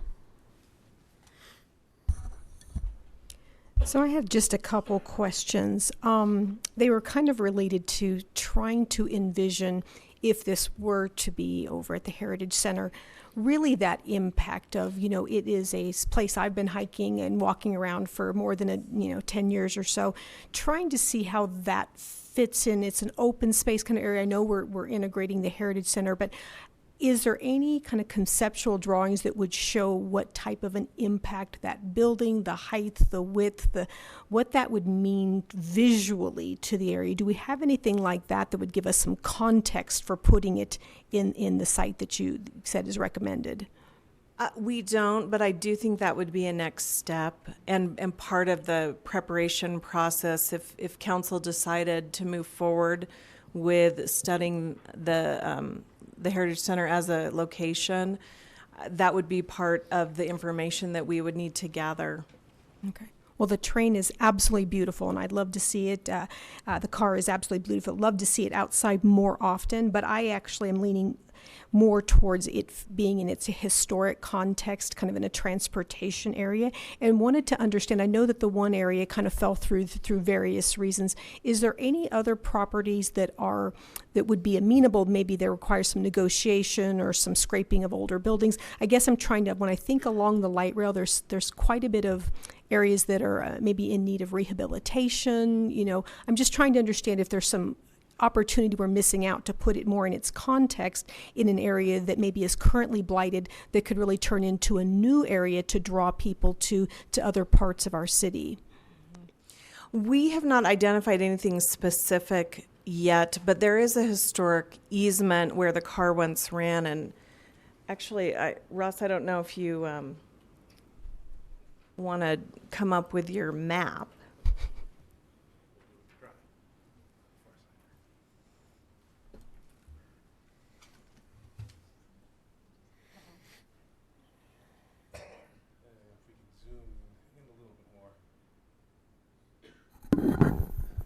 This particular map is one I just made real quickly this afternoon, so I apologize for that. The blue line up to this point here is where the west line curves down to the Remington Arms plant, or going down to REMCAD. To the west of that, the blue line, this is where the historic line used to run along 13th Avenue. One of the issues we looked at is where to propose it, and we've looked at some other things. There is right-of-way on 14th west of Sims over to Daniels Park, which is about 3/4 of a mile out there. However, 2/3 of it is not in the city. All right. Well, I appreciate you bringing that. Like I said, my preference is to find a place to put it in that historic context and kind of leave the Heritage Center sort of a little less, that's just, feels a little bit overly intrusive. But again, I know there's a lot of opinions, but beautiful car. And thank you guys for the amazing, I can't wait to get a ride in it. Mr. Abel?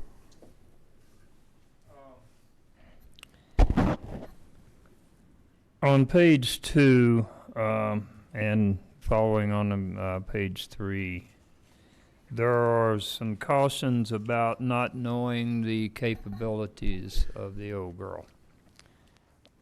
What will be involved in that? Is it going to take a comprehensive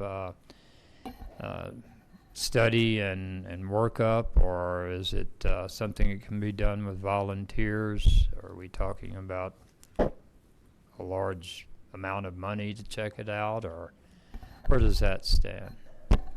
Yeah, that's a great question. All of the engineering is based off of information from Mr. Arndt, who restored the car, and then these other guidelines. But the car has only run on a flat surface since being restored. So we don't know what will happen when it's put to the test on an incline higher, other than there's science behind the recommendations put forth with the car. So do we have to put the track and the catenary system and everything together and then find out whether it works, or? I don't think that would. That's what I'm getting at. You know what? One of the things that I thought about is that perhaps the car, we want to be careful about moving the car, but if the car could be moved to an area where it could be tested, because if before we invest in a track, it would be helpful to have tested this car.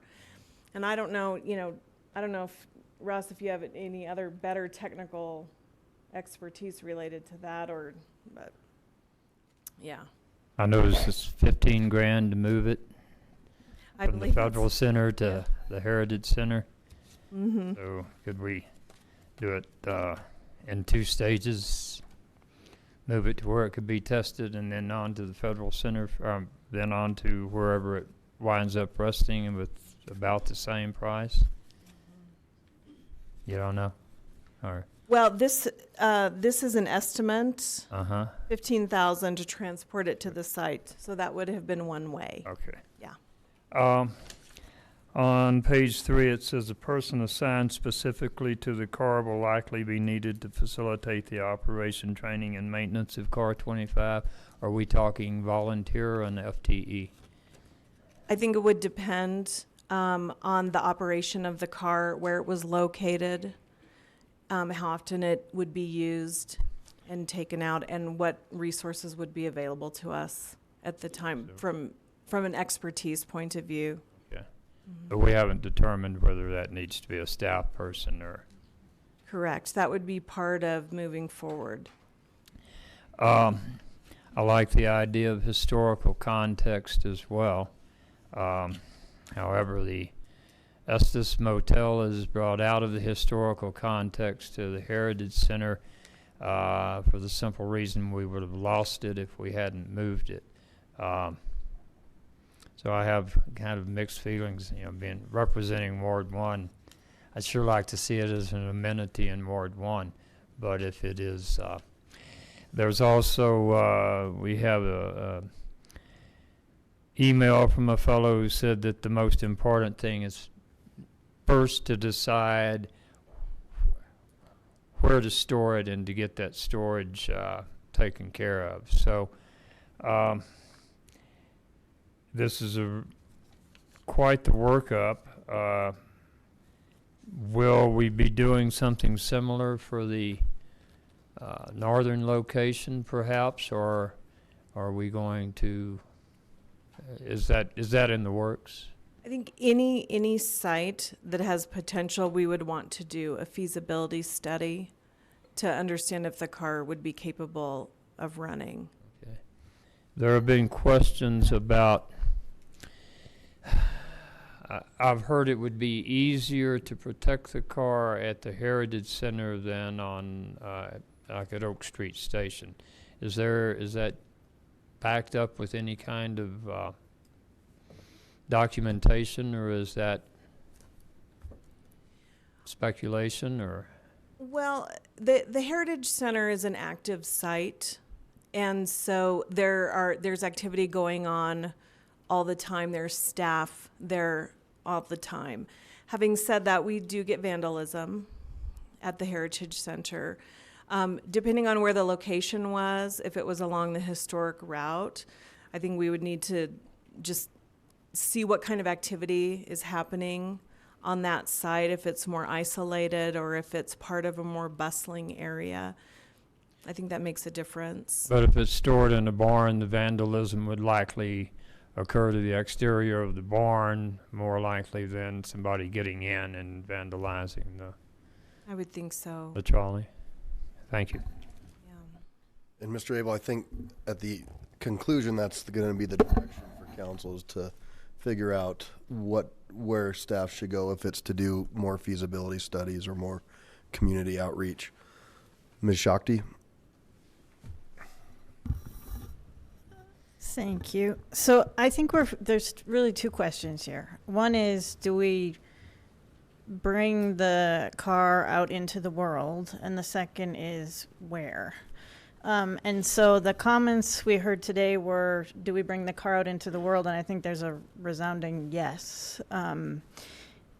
The where question, I think, is more complicated, and nobody spoke against the Heritage Center here today, but I've had a number of people speak to me about it with concerns, some of them quite impassioned.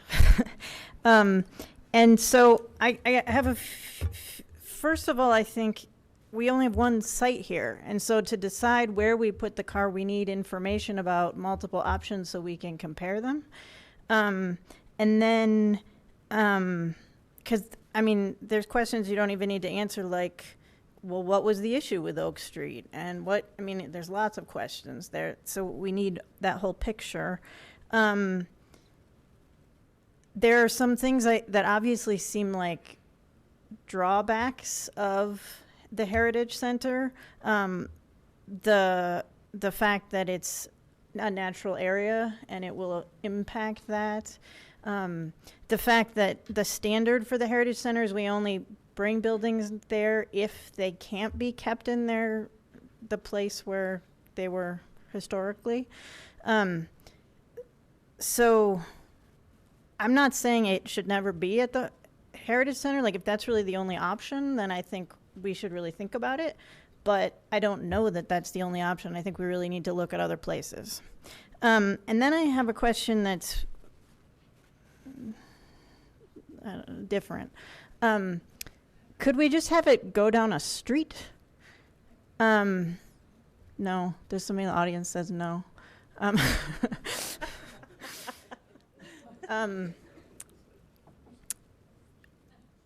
I guess I think of Boston and how there's streetcars going down the streets there. And for example, by the Heritage Center, there's Yarrow.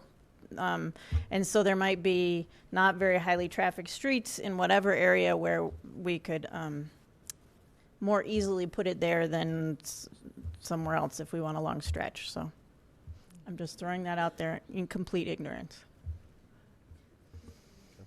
Keep in mind, we will have some more folks who did sign up to speak, so. Ms. Vincent? I have some of the same concerns that everybody else does. I've only seen one proposal at one place. I think it'd be interesting to have it at the Heritage Center. I also need to know, though, why Oak Street. We all come to this job, I think, with our own backgrounds. I know a lot of people spend a lot of time on the Oak Street Park and Ride. I've personally been involved in 5 of them. So they take a lot of time, a lot of effort, a lot of nights, and working together with a group of people. So I really need to know why Oak Street wasn't considered. also, too, from a historical context, and I'll put in my plug again, Loveland was the one who developed it. He came out and said, this is how we're going to get from point A to point B along 13th. And the Loveland House is still there. So there's a lot of historical context there. One question I do have is, can you talk to me about the enterprise tax credit? Belmar's not an enterprise zone, is it? Yeah, I didn't think so. So those tax credits, how did they become applicable from the 16 plan? So you said you got enterprise tax credits. Would there be any implication if you got the tax credits for that and then tried to move it out of there? Yes, so I'm not an expert in the tax credits, but as I understand it, as this whole project and vision was developing around Oak Street and this regional vision to connect the two partner organizations, the City of Lakewood and the Denver Trolley, via the W line, right? Within the area along Colfax that we were considering, that is eligible to be an enterprise zone. Correct. And it's eligible for enterprise zone tax credits. And so we applied, both the city and our partners at the Denver Trolley. It's a joint application.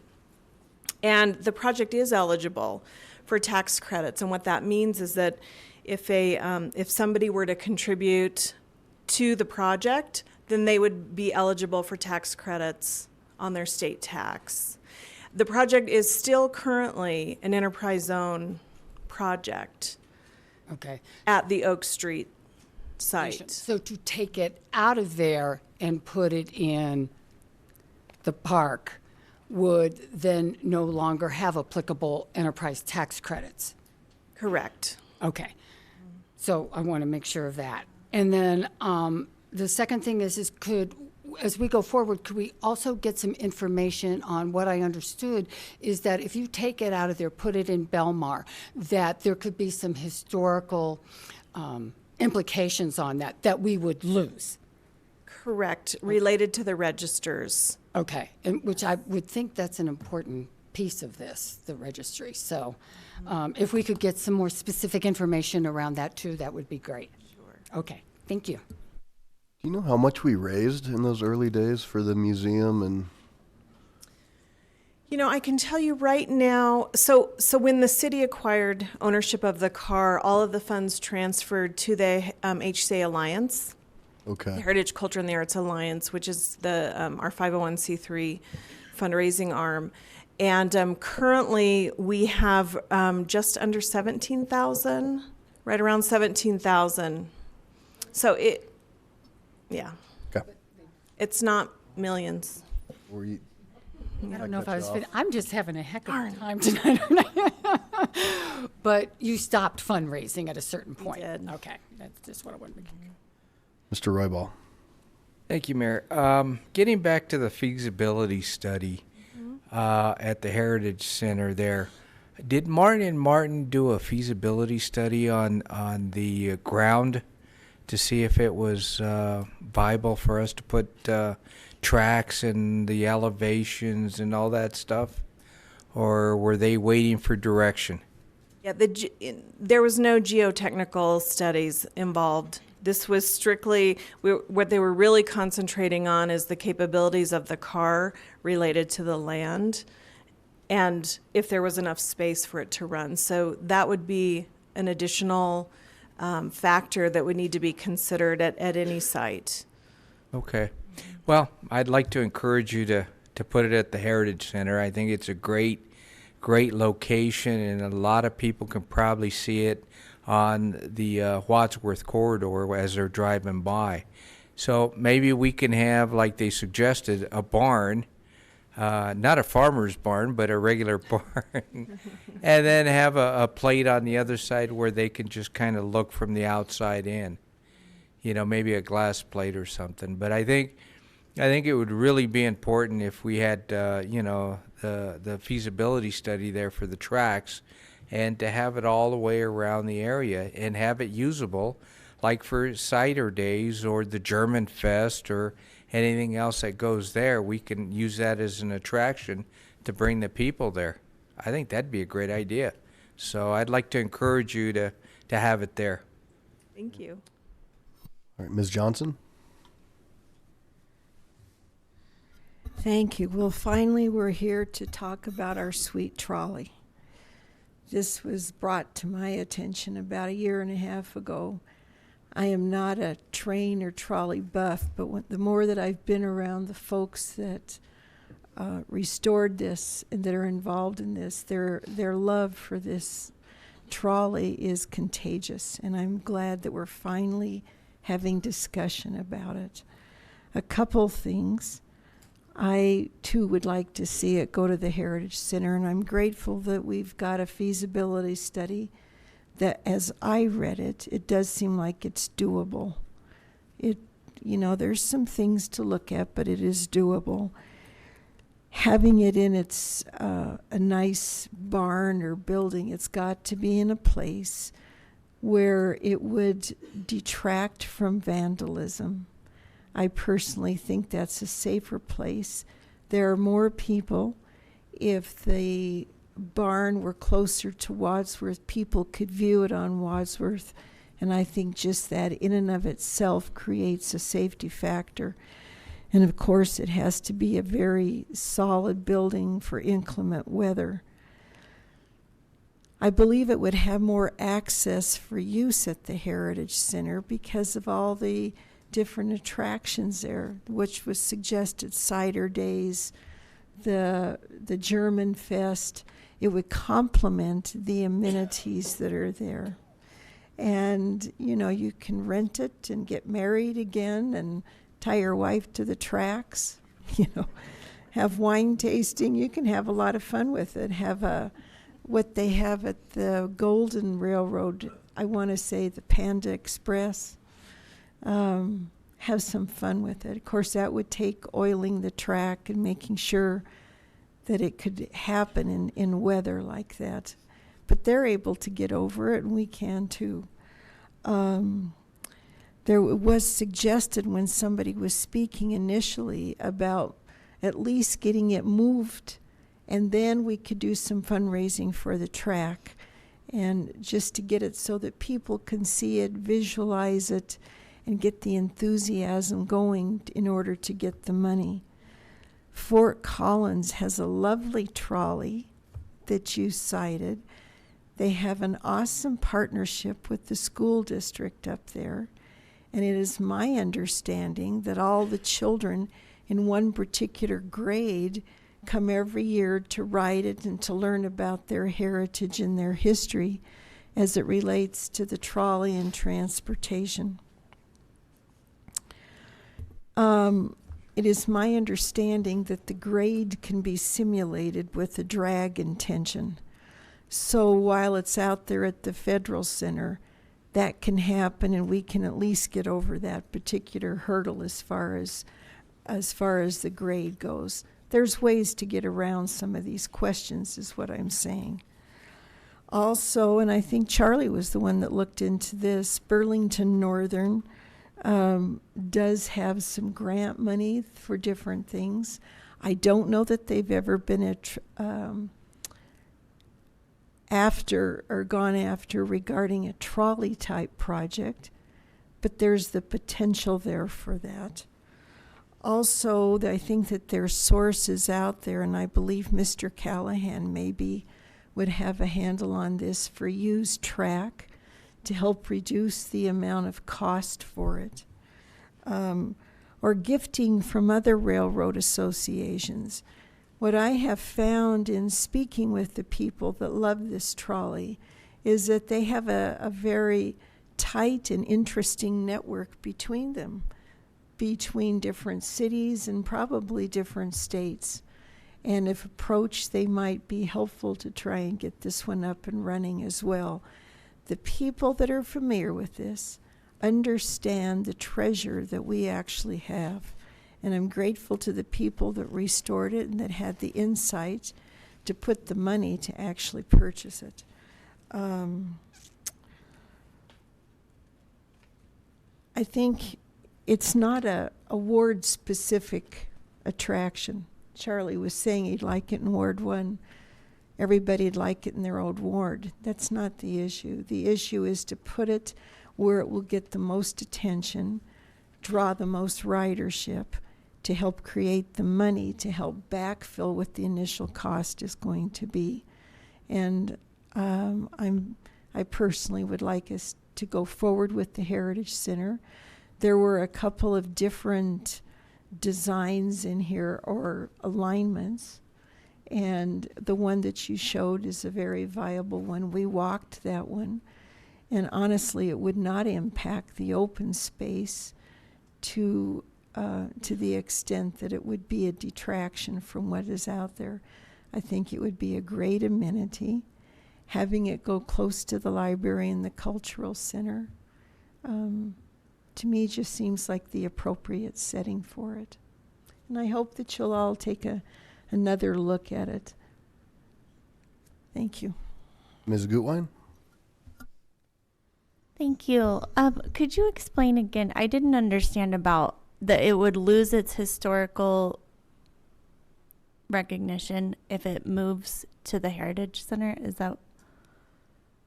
Excuse me. So we've been in some initial conversations with History Colorado, and the car is on both the National Register and the State Register. Okay. Related to the National Register, what I'm told is that the context of the car is a really important aspect of the car being on the National Register. So currently it's at the Denver Federal Center, and it has a history of and a connection to the rail line at the Denver Federal Center.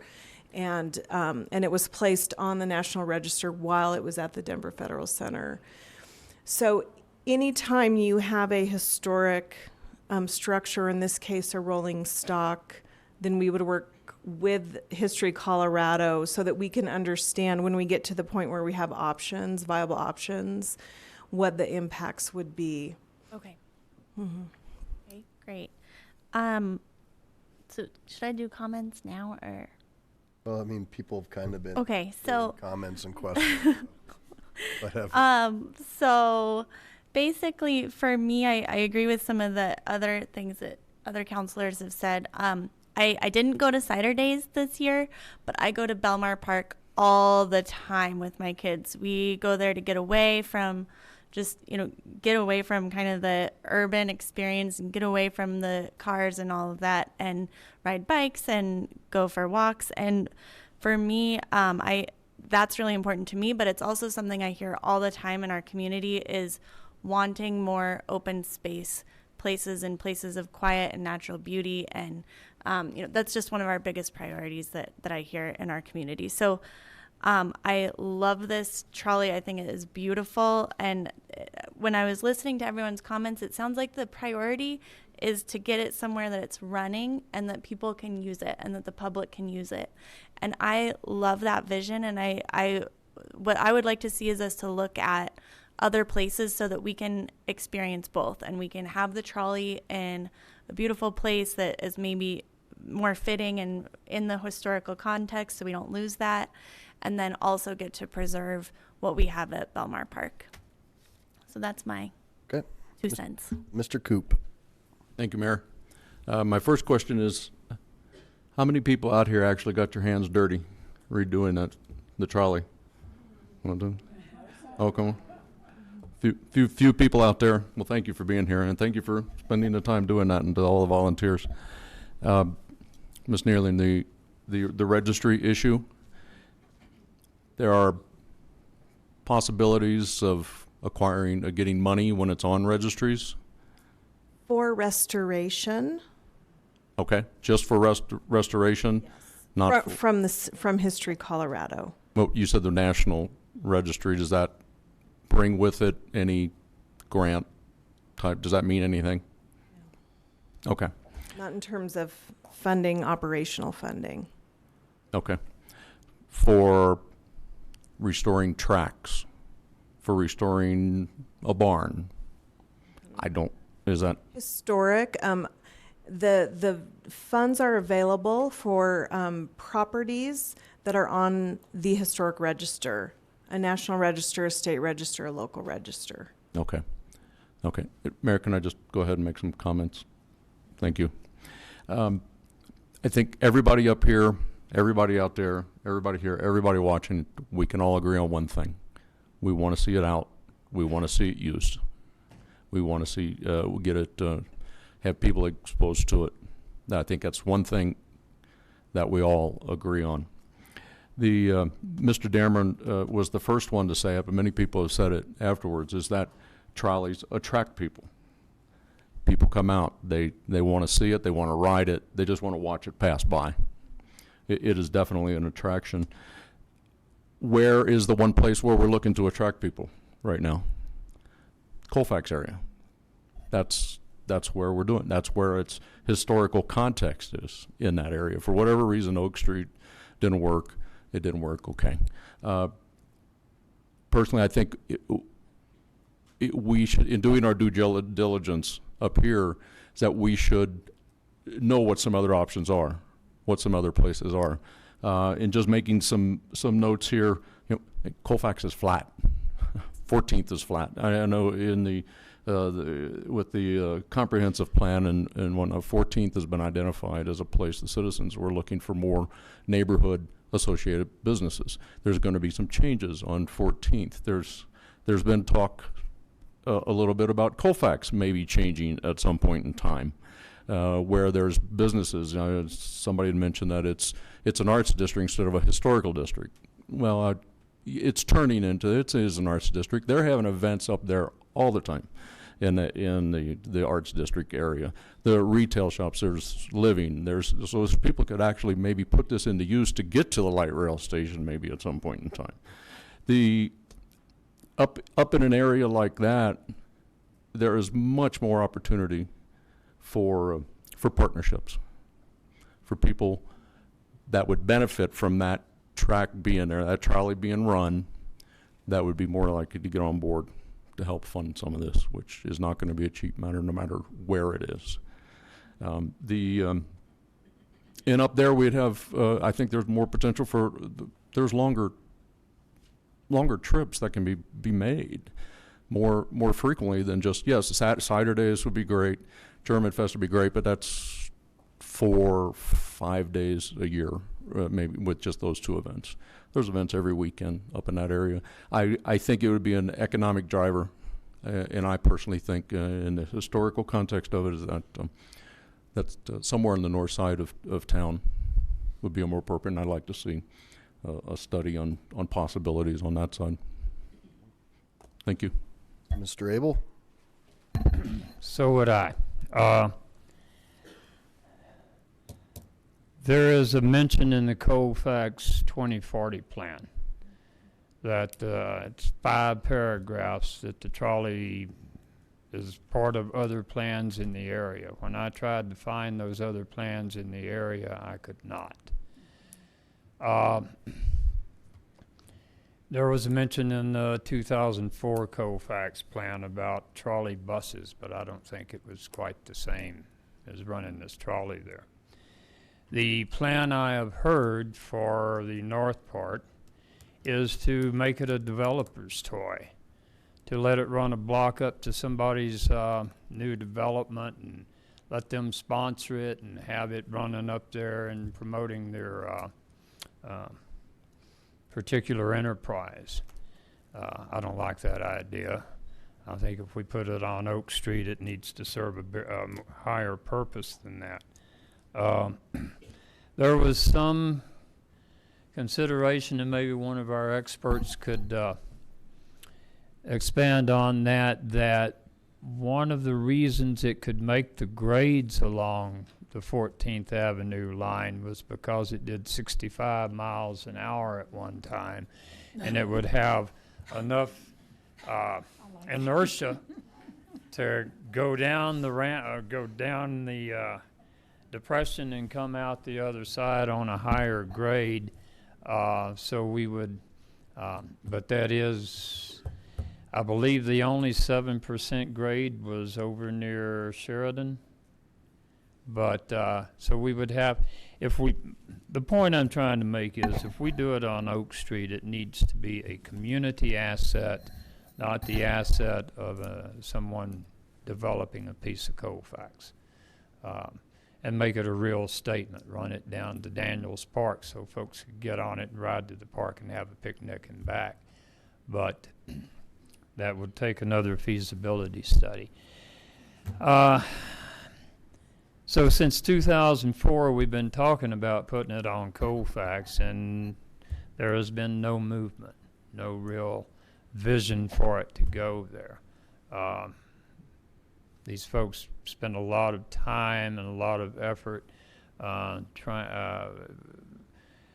figuring out how to locate it at the Heritage Center. So I think that industriousness needs to be recognized. I would like to make sure, though, that we do, when we locate it in the right place, because like when we put in a development anywhere, it's, you know, that's a lost opportunity from then on. That's what's going to be there. And I think if we put it at Heritage Center or at Oak Street, it needs to stay in that one place. So we need to make darn sure wherever we site it, it is the best site for it and the highest use for it. Also, there's some concern about its mechanical condition. So is there a concern about using it too much? Well, no, we're not. We couldn't wear it out. No. At electric motors, like the electric motor in my old Makita drill, will just go forever. Thank you. As Donald Tallman would tell you, Donald is the CEO over at the Railroad Museum. What he said to the task force members is that these cars are meant to run, and they would need proper care. Thank you.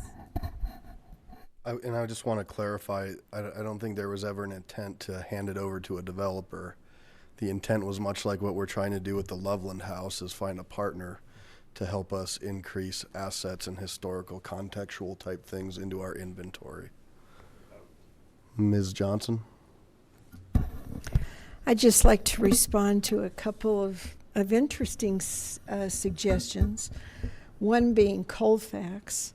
That would probably require eliminating one lane of traffic. And I'm not sure that that's something that is going to be accepted very comfortably. Also, it was my understanding, and I remember back when the light rail was first being looked at, it was being looked at Colfax, down 6th Avenue, and down the current alignment of 13th Avenue. It was also my understanding that the businesses up and down Colfax did not want the construction of the rail there because it would impact their business for years. They were going to have a hard time recovering from that. So I think we need to learn from what the history was when the light rail was being looked at. Also, we've brought up cider days at the Heritage Center. And this is not something that we just want adults to ride. We want it to be an amenity for families. So for cider days, you can run it to the end and have pumpkins for the kids and then run it back. And again, as I said, the Panda Express, all the historic buildings at the Heritage Center, it would complement what we're trying to do there to create more excitement for our Heritage Center, which we understand from that study is underutilized. Just throwing those things out. I'd still like to go forward with the Heritage Center. We've put a lot of energy into it. It is doable. And again, the grade can be simulated, folks, with the drag and tension. We can figure out what that is, if it's even feasible because of the grades out there, and do that out at the Federal Center. And if it's not, then look at some other options. Mr. Wickman? being from Ward 4, I don't have any Empire interests at stake here, but I am an amateur historian. I'm on the Lakewood Historical Society. I was on the HCA, and I'm a big believer that this car needs to get out in the public. And so I was involved in the original effort to get it at Oak Street. I actually put my own personal money as a donation towards that. But the bottom line is it didn't work. And I'm sorry to say that. And if it would work at some other place, Colfax or something like that, that would be fine. But at the end of the day, it's just not going to work. I noticed when we did the Heritage Center tour, you have all these constraints about crossing grade levels and stuff like that. And RTD can tell you it's tough trying to run anything through a neighborhood. So the bottom line, it just ain't going to work as much as I like it. And so if we spend time trying to study these alternatives, all we're doing is kicking the can down the road. We're running the clock, and some of us are getting old, and I'd like to get this thing done. So the only option on the table is the Heritage Center, and let's just get on with it. Ms. Harrison? I would like to get on with it, but I also want to know, before we make any final decisions, I definitely want to know all the discussion about the Oak Street. I would like to revisit that to find out why that didn't work. And I think it's good business for the city to look at one other place as well, if it's even possible. So I am not ready to sign off necessarily. Heritage Center may be where we end up. And I agree, I want to see it going as quickly as possible, but I want to make sure that we're making a good decision too. So I know that we do have consensus on the fact we want the car out and we want it somewhere and we want it operational. That's fair to say.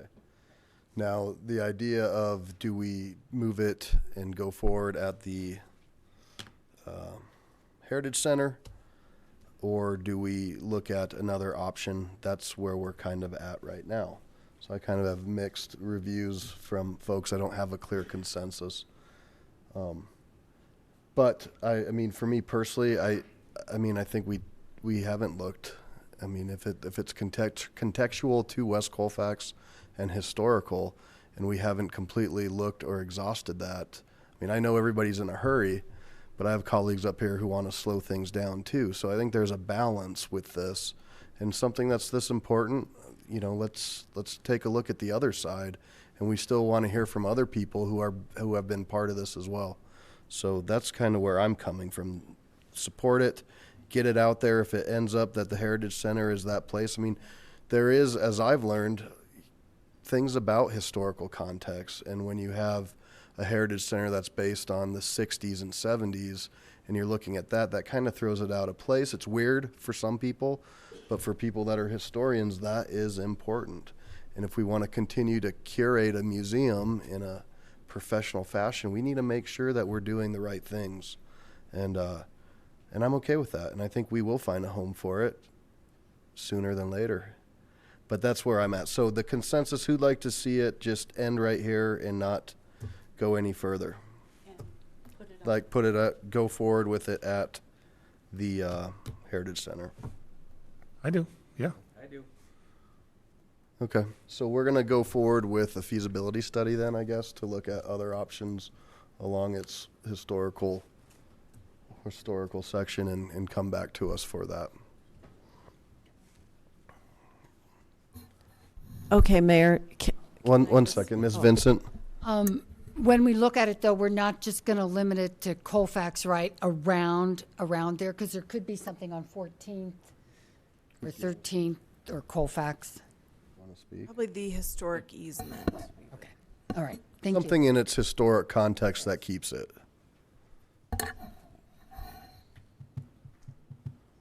Okay. Okay, so we'll take a look at what options might be available along in the historic area, and then we'll come back to you. Hopefully we'll find something, and then we'll come back to you with those two options. Well, and I think it's fair to say if we don't, I mean, we're not going to go forward with a study if we don't. Right. But if that's the case, we need to have you come back and start community outreach, community meetings, especially with folks who live around the Belmar Park area. Right. And it looks like there's a couple folks that still want to speak. Mr. Coop? No, we're not talking about a feasibility study like this, right? You're just coming back with, hey, this area has possibilities. And if there's more than one area like that, we would hear all of those options. Yes?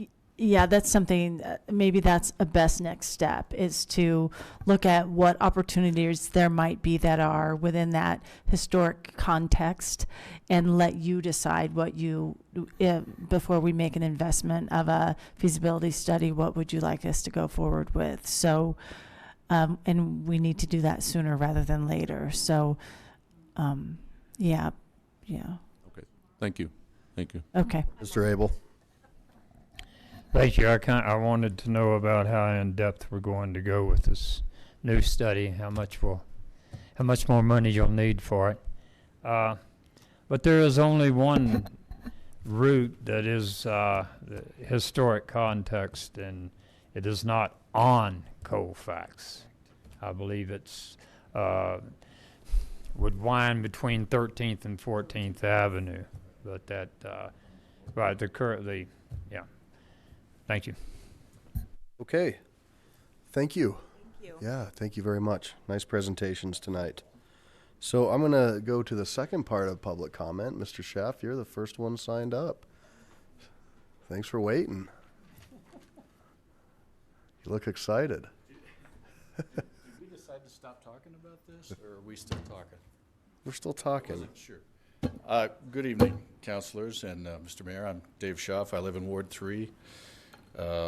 Have lived there a long time, and before I lived in the current house that I'm in, I grew up. You pull the microphone close, it looks like. Okay. Thank you. Guess I should find a sound man. I know a lot of things have already been touched on tonight, so I don't want to go over a lot of the points that have been brought up. So maybe what I'll do is kind of throw out a few random things that might help to answer. I am the vice president of the Rocky Mountain Railroad Club that owned the car for 60 years. Actually, that is longer than the Denver Tramway Company and its successors owned it. At the time that the car came to live in Lakewood, about 2010, I was the president, so I was pretty deeply involved in the transfer of the car from the Rocky Mountain Railroad Club to the city. The car, as was mentioned before, made its last run in about 1953, and then in the mid to later 50s, it lived in a lumber yard in Golden that still had track into it that was part of the original railroad out there. And then it was moved to the Colorado Railroad Museum till 1988. It was owned by the Rocky Mountain Railroad Club, but lent for display. So all of that time when it was in the lumber yard and the Colorado Railroad Museum, it was stored outdoors. And being a wooden car, it didn't weather well. So that's why when they decided to restore it in 1988, they found this metal building, which is not attractive, as we all know, that's at the Federal Center. But thinking about how the hailstorm came through this spring, it was a good thing it was in there, you know, because it's a museum quality restoration and at least it's protected. So we're glad of that. Nobody wants to see it stay there too long because it does need to be out where the public can see it. But we talked about this at our last board meeting of the Rocky Mountain Railroad Club of 3 to 4 weeks ago, and they gave me the okay to speak on their behalf. And nobody in our organization feels that it's been hidden from the public. I know there's been some feeling that maybe it's been hidden away and there's a conspiracy to keep it from the public, and I don't think any of us feel that. We're glad that it's protected. We all wanted to see something happen sooner than now. The original thought was that we could get this placed at a car house at approximately 13th and Oak. These plans came along before the W line was actually built.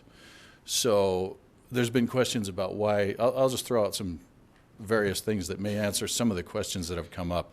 People have asked why the Oak Street didn't work. It turns out that RTD's station took a little more space than we originally thought. Also, the car house placement site turns out to be where there's an ancient agricultural pipe. So then you get into water rights and nobody wants to go there. So that's a couple of your answers there. The thought was always to, in the negotiations between the Railroad Club and the the city council member that helped us put this together was that we always wanted to try and have it located as near to its original line as possible, which is essentially the W line from Sheridan out to Oak Street. And then from Oak Street west, as Russ showed you before, the track went roughly along White Acres Road in Colfax. As a thought there is still the original grade west from the Oak Street station across, I believe it's Quail, up to about 14th and Sims, and then west from Sims, there's a kind of a parkway along 14th that was the location of where the track was, and there's still nothing built there. And rumor has it that the power poles were still there till not too long ago, where the overhead wire was. So I think he mentioned that that might be outside the city, which is unfortunate, but it's something to think about. Looks like I may be almost out of time, but I'd be willing to come back for questions if I can help. So, am I out of time? You have 8 seconds. 7. Thank you for your time. Thank you. Ms. Cohn.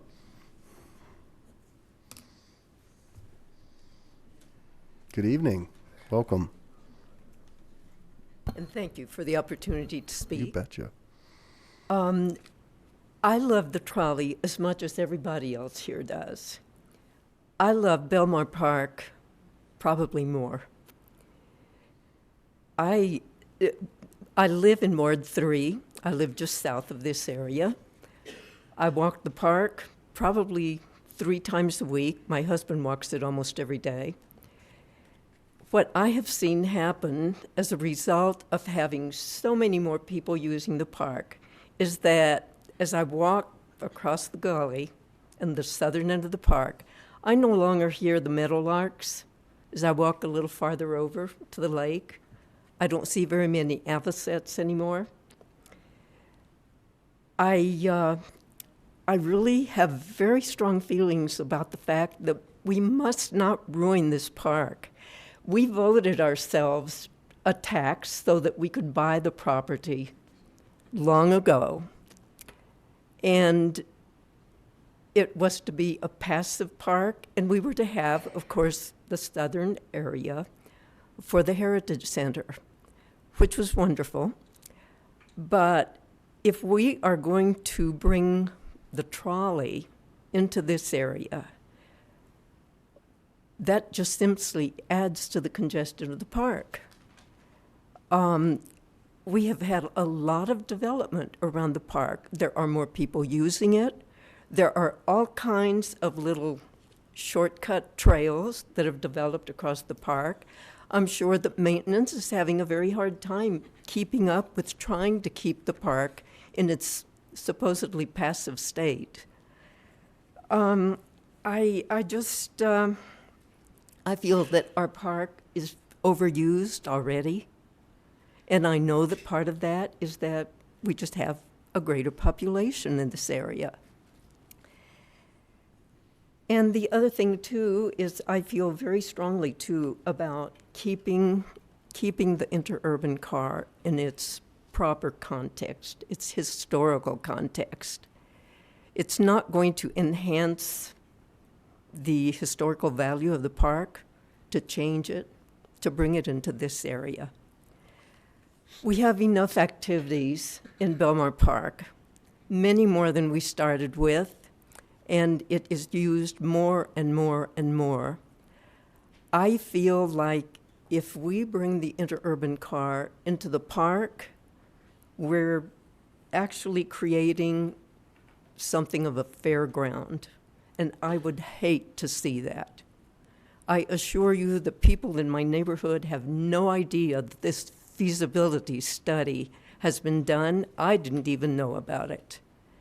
And I feel that we need to certainly let the community know what we're thinking of, because I assure you there will be many, many people very much against creating what is basically going to be a fairground out of Belmar Park. Thank you. Thank you. Mr. Elkins.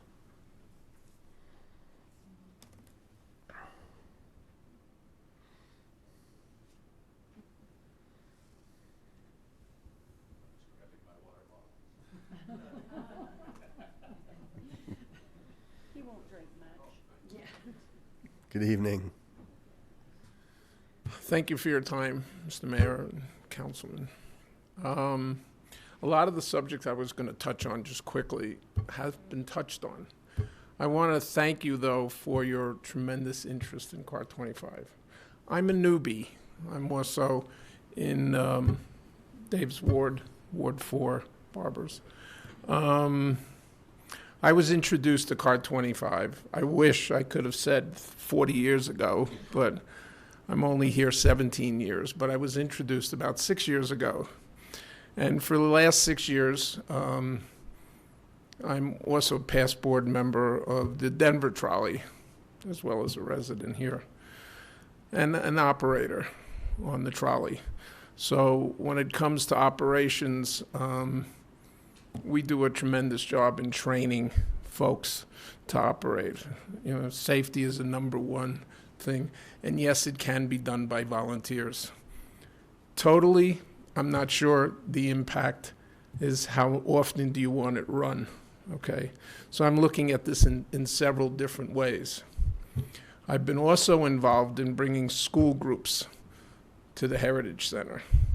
Literally bringing them, arranging for them, and transporting them. So a great site, a great site. And this last August, when we rolled out the trolley, and the pictures that you saw, the last of our operators, the last 2 years, we've had over 12 operators volunteer and literally fight to operate it. Oh, I've got to operate, I got to operate. You know, so it's the enthusiasm is tremendous on a volunteer basis. Last year we broke records. 500 people not only visited, that was the count that we transported on that in the short 4 hours we operated. So at 10 o'clock, there was a waiting line to board the trolley. We ran it almost past the 2 o'clock because there was still a line. And people were starting to leave. What was taking so long? So that we had to cut, even though it's a short track, you know. And I'd like to extend my thanks also, Kit and Michelle, to the crew, because we work hand in hand together. In fact, we have a meeting coming up to decide how we're going to increase the show by inviting antique cars and so forth, and make it into a wonderful event, you know, and so on. So thank you so much for your interest, and more so on the, and thank you, Mayor, and thank you, Ramey, also for getting me on the task force. So I have a better understanding of where you're all coming from too now, you know, that I'll take back, as well as I'm sure Kit and Michelle will. Second piece, my past history was a professional in parks, recreation, historic preservation, open space on the East Coast. I have to thank you for all your efforts in preservation and maintaining open space, because I can tell you on the East Coast, in some places, parks, recreation falls into the categories as being way down.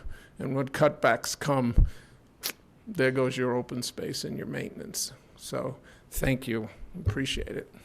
Thank you. And I can't read the writing, but it's a West Alabama address. Okay, maybe they left. And then West Cedar Circle. I can't read it. Okay, so that exhausts the list. Anybody else wish to speak? Good evening. Good evening. I'd like to put this back up. Ross's diagram.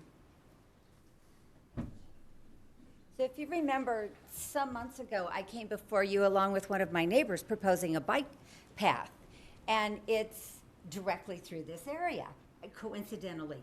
It's a very nice level area, like they described, and from the Oak Street station here is the bike path that we had proposed, and then of course was shot down. Because it goes through a neighborhood, we were proposing a bike path and a pedestrian path with a community garden at the end over by Daniels Park. Now, when I was hearing about the fairgrounds, this would now be running a fairgrounds through a neighborhood. There has, since this line was utilized for a trolleyway, back in those days, there wasn't all those houses. Now, if it goes through here, this is running right in front of everyone's house. This is a street lined with houses the entire way. That's not the appropriate place for this trolley line to run. You wouldn't want one running in front of your house, and it would be directly in front of your house. Because there's as I showed you, if you remember my bike path, it's a divided street, 14th is, and it has a median where the trolley used to run. But now on the other side of the median, there's houses all the way down there. So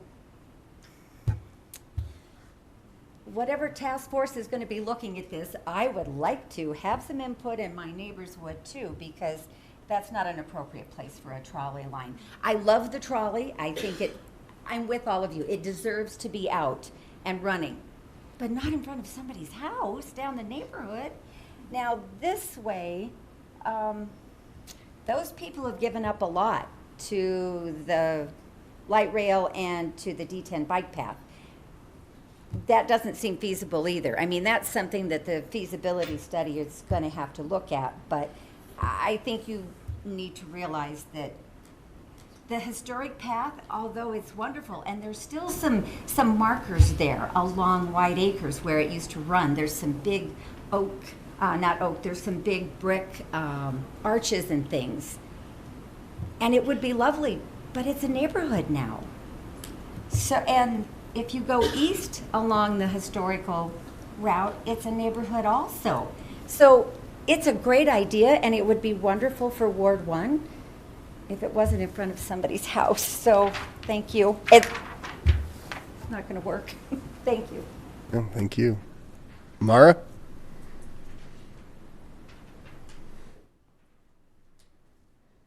Thank you. Good evening, neighbors. I'm going to shift this topic back to section 14.16.070, fee determination, otherwise known colloquially by citizens as the opt-out clause for developers. I'd like to urge you to sometimes we start something and we have a great idea, and it's great the way it is, and it's simple, so we overthink it, and we keep adding, and we add, and we add, and then we ruin it. I'd like to go back to simplicity, and I don't know how to use this thing, so I'm just putting it there. I'd like to go back to simplicity, where the city had it right when it said the amount of the fee shall be the fair market value of the land which would otherwise be dedicated. Period. End of story. What was it, 34 years ago, you said was the last time this was adjusted. When you put in a nominal fee attached to real estate in an ordinance, you are requiring that you come back to it every year or two to revise it. We haven't done that in 34 years. You're making it a more costly ordinance for the city to implement and manage. I suggest take that cost away. Because we haven't adjusted it in 34 years or in 10 or in 5, we've given a gift to developers and an incentive for them to lobby against putting in green belts and nature parks and wildlife corridors, and to lobby for this $700 per unit, which is nothing. So I suggest that, as many people here on the dais suggested, we just put the period after dedicated, and we take out that clause of $700 and any other nominal fee. Lakewood property has accelerated in value far beyond the inflationary rate. And then where do you start the pegging? Do you start at 700? Do you start at 1,700? That in and of itself is a discussion. If you simplify it with a period after dedicated, it'll always be the fair market value, whether that value goes up or in bad times goes down. And fair market value of land is something the developers have already calculated when they submit their projects to you, so they know how they're going to price the end product. My other point On section D, it was said that it was requested this be struck. There's been a lot of discussion as if, and I heard almost an acceding to, small areas are not important and they're costly. I think if we're going to spend $3.1 million on a trolley, we ought to think about $7,000 a year per acre and how many decades we would go into with a lot of little parks. It just occurred to me when I was hearing about it. And don't get me wrong, I love trolleys. I'm from San Francisco. But the reason this was struck is in my discussing this for the last 2 years with citizens around all wards, we're very concerned about the fact that these small buffer areas they're gone. These wildlife corridors, these little pocket areas. It doesn't have to be a groomed park with cement trails. We don't even want that. It's nice that we can brag that we have 25 acres or 25% of our land in Lakewood, which is more than other people, but stop and think, what is the translation of that in population? So in 1983, that 25 acres meant one thing. In 2017, it means something entirely different, and it doesn't mean the same thing at all. So those small pockets of land, whether it be a square or an oval or a trail that runs behind your neighborhood, to keep the peace, to give you breathing space. We've talked previously in other city council meetings here about B.F. Skinner's study in pigeons. I've said we can't stuff more sardines in a can than it was built for. These small areas are critical for buffers for the new high-density, lower setback neighborhoods. So I urge you to please consider striking that. Thank you very much. Anybody else?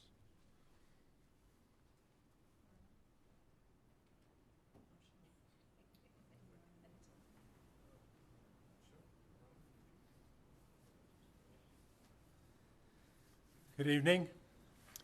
I am Tom Keller. I live on Green Mountain, and I am a professional speaker and historian. I have been on the Lakewood Historical Society for many years. I urge you to, as I sit here this evening, and I speak about Nikola Tesla and George Westinghouse, who invented most of what goes on with the trolley. And I urge you to think about the use of this machine, the maintenance going to require to do it. It cannot be used. This one lady said, I don't want a circus or a fairgrounds in my backyard. And I would not like to see it used because the maintenance, I'm afraid, would be very, very time limited or whatever. So I suggest to you also that a good place to put the trolley would be the Heritage Center, because that's where all the heritage history of Lakewood seems to be centered. So it would make sense to me that's where it would belong. And to use it very sparingly, not use it every day, obviously, but on certain times. Now, I was the originator to get the Estes Motel from destruction down to the Heritage Center. I was the guy that started the whole story. Our historical society at Cider Days every year has a booth right in front of the Estes Motel. How many people come by and ask about the history of the Estes Motel?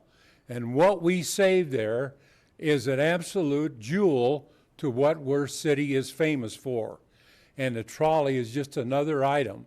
And you need to keep these things, in my opinion, closer together instead of scattered all over town where it will be mistreated maybe. So if you keep them together, you're going to have better control of when they're used and how they're accepted and how they're all taken care of. Thank you very much. Thank you, sir. Mr. Skilling.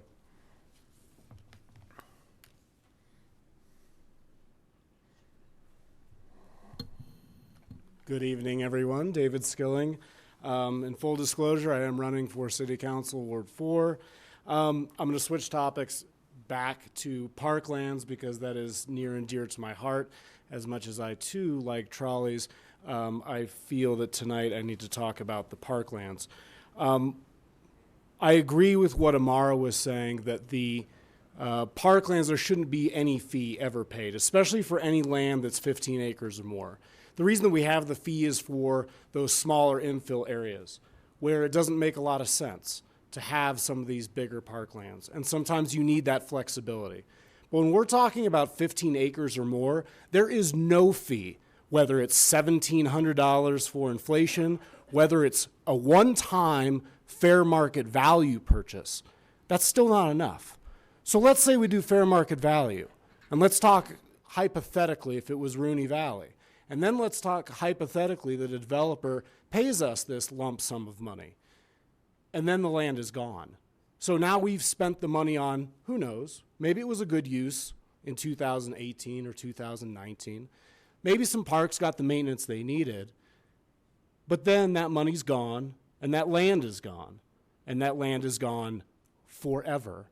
So as Dana pointed out, in the spaces that she likes to go with her kids to get away from it all, those won't be available. I agree with Ms. Vincent when she says Lakewood should be at the forefront of this.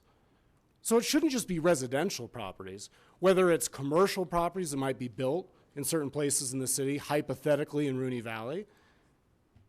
It shouldn't matter whether it's residential, commercial, whatever it is. The land should be set aside, because if it's not set aside, then what are we left with? We have no land, and that's the problem.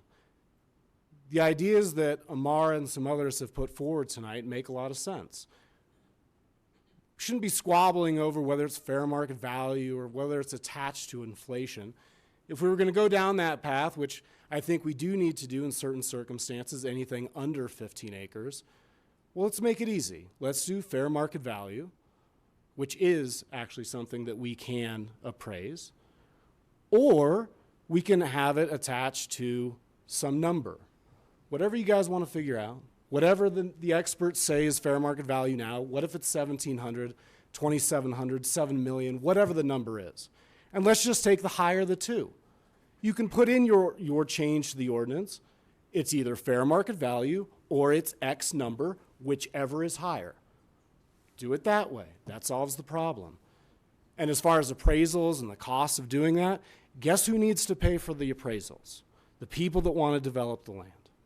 So I urge you guys that let's not talk about whether it's 700 or 1,700, and don't lose focus of what Dana was talking about and what Sharon was talking about. Because once this land is developed, it's not ever coming back. So I don't care how much money we get in the short term for these fees in lieu. In the long term, the land is gone. So with that, thank you guys for listening to my usual rant. I appreciate you listening. Thank you. Anybody else wish to speak who hasn't? Sorry, Dave. Yeah. But I think everybody knows where to find you. So, Mr. Cohn, good evening.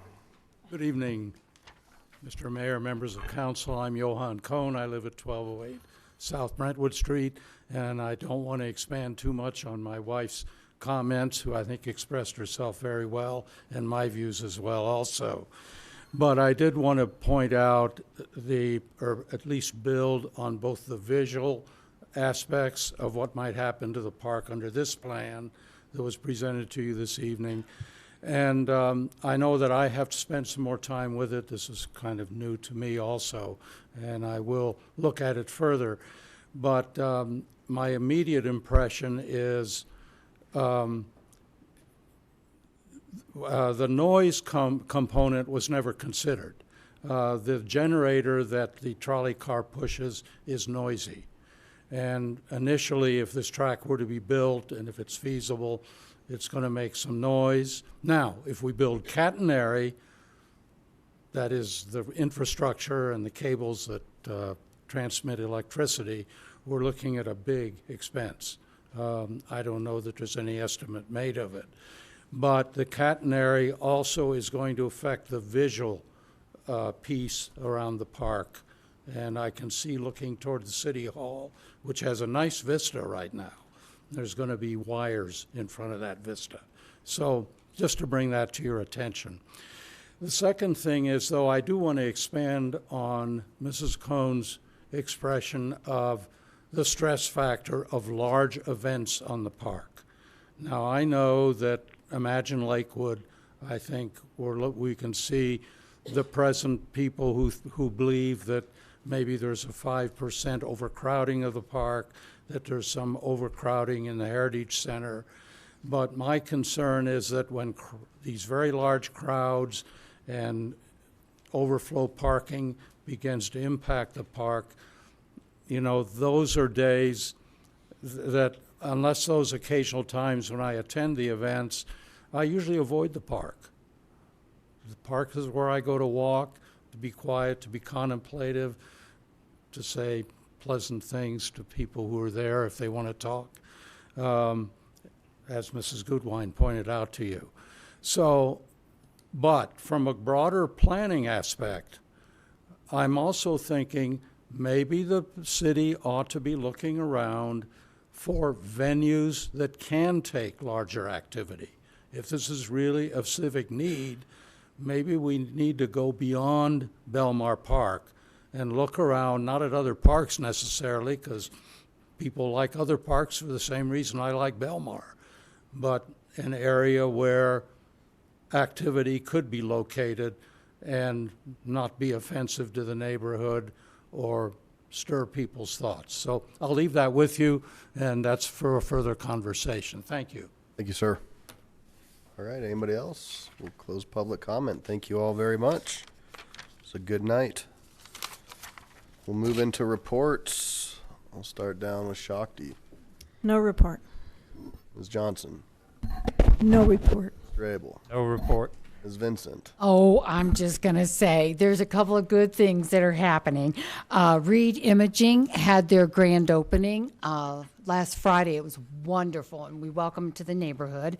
Ross Dress for Less is opening at First in Wadsworth, and this, the Soul Kitchen chose Lakewood as their second opening, and that's at First in Wadsworth, and I can hardly wait to try it. It just opens Saturday.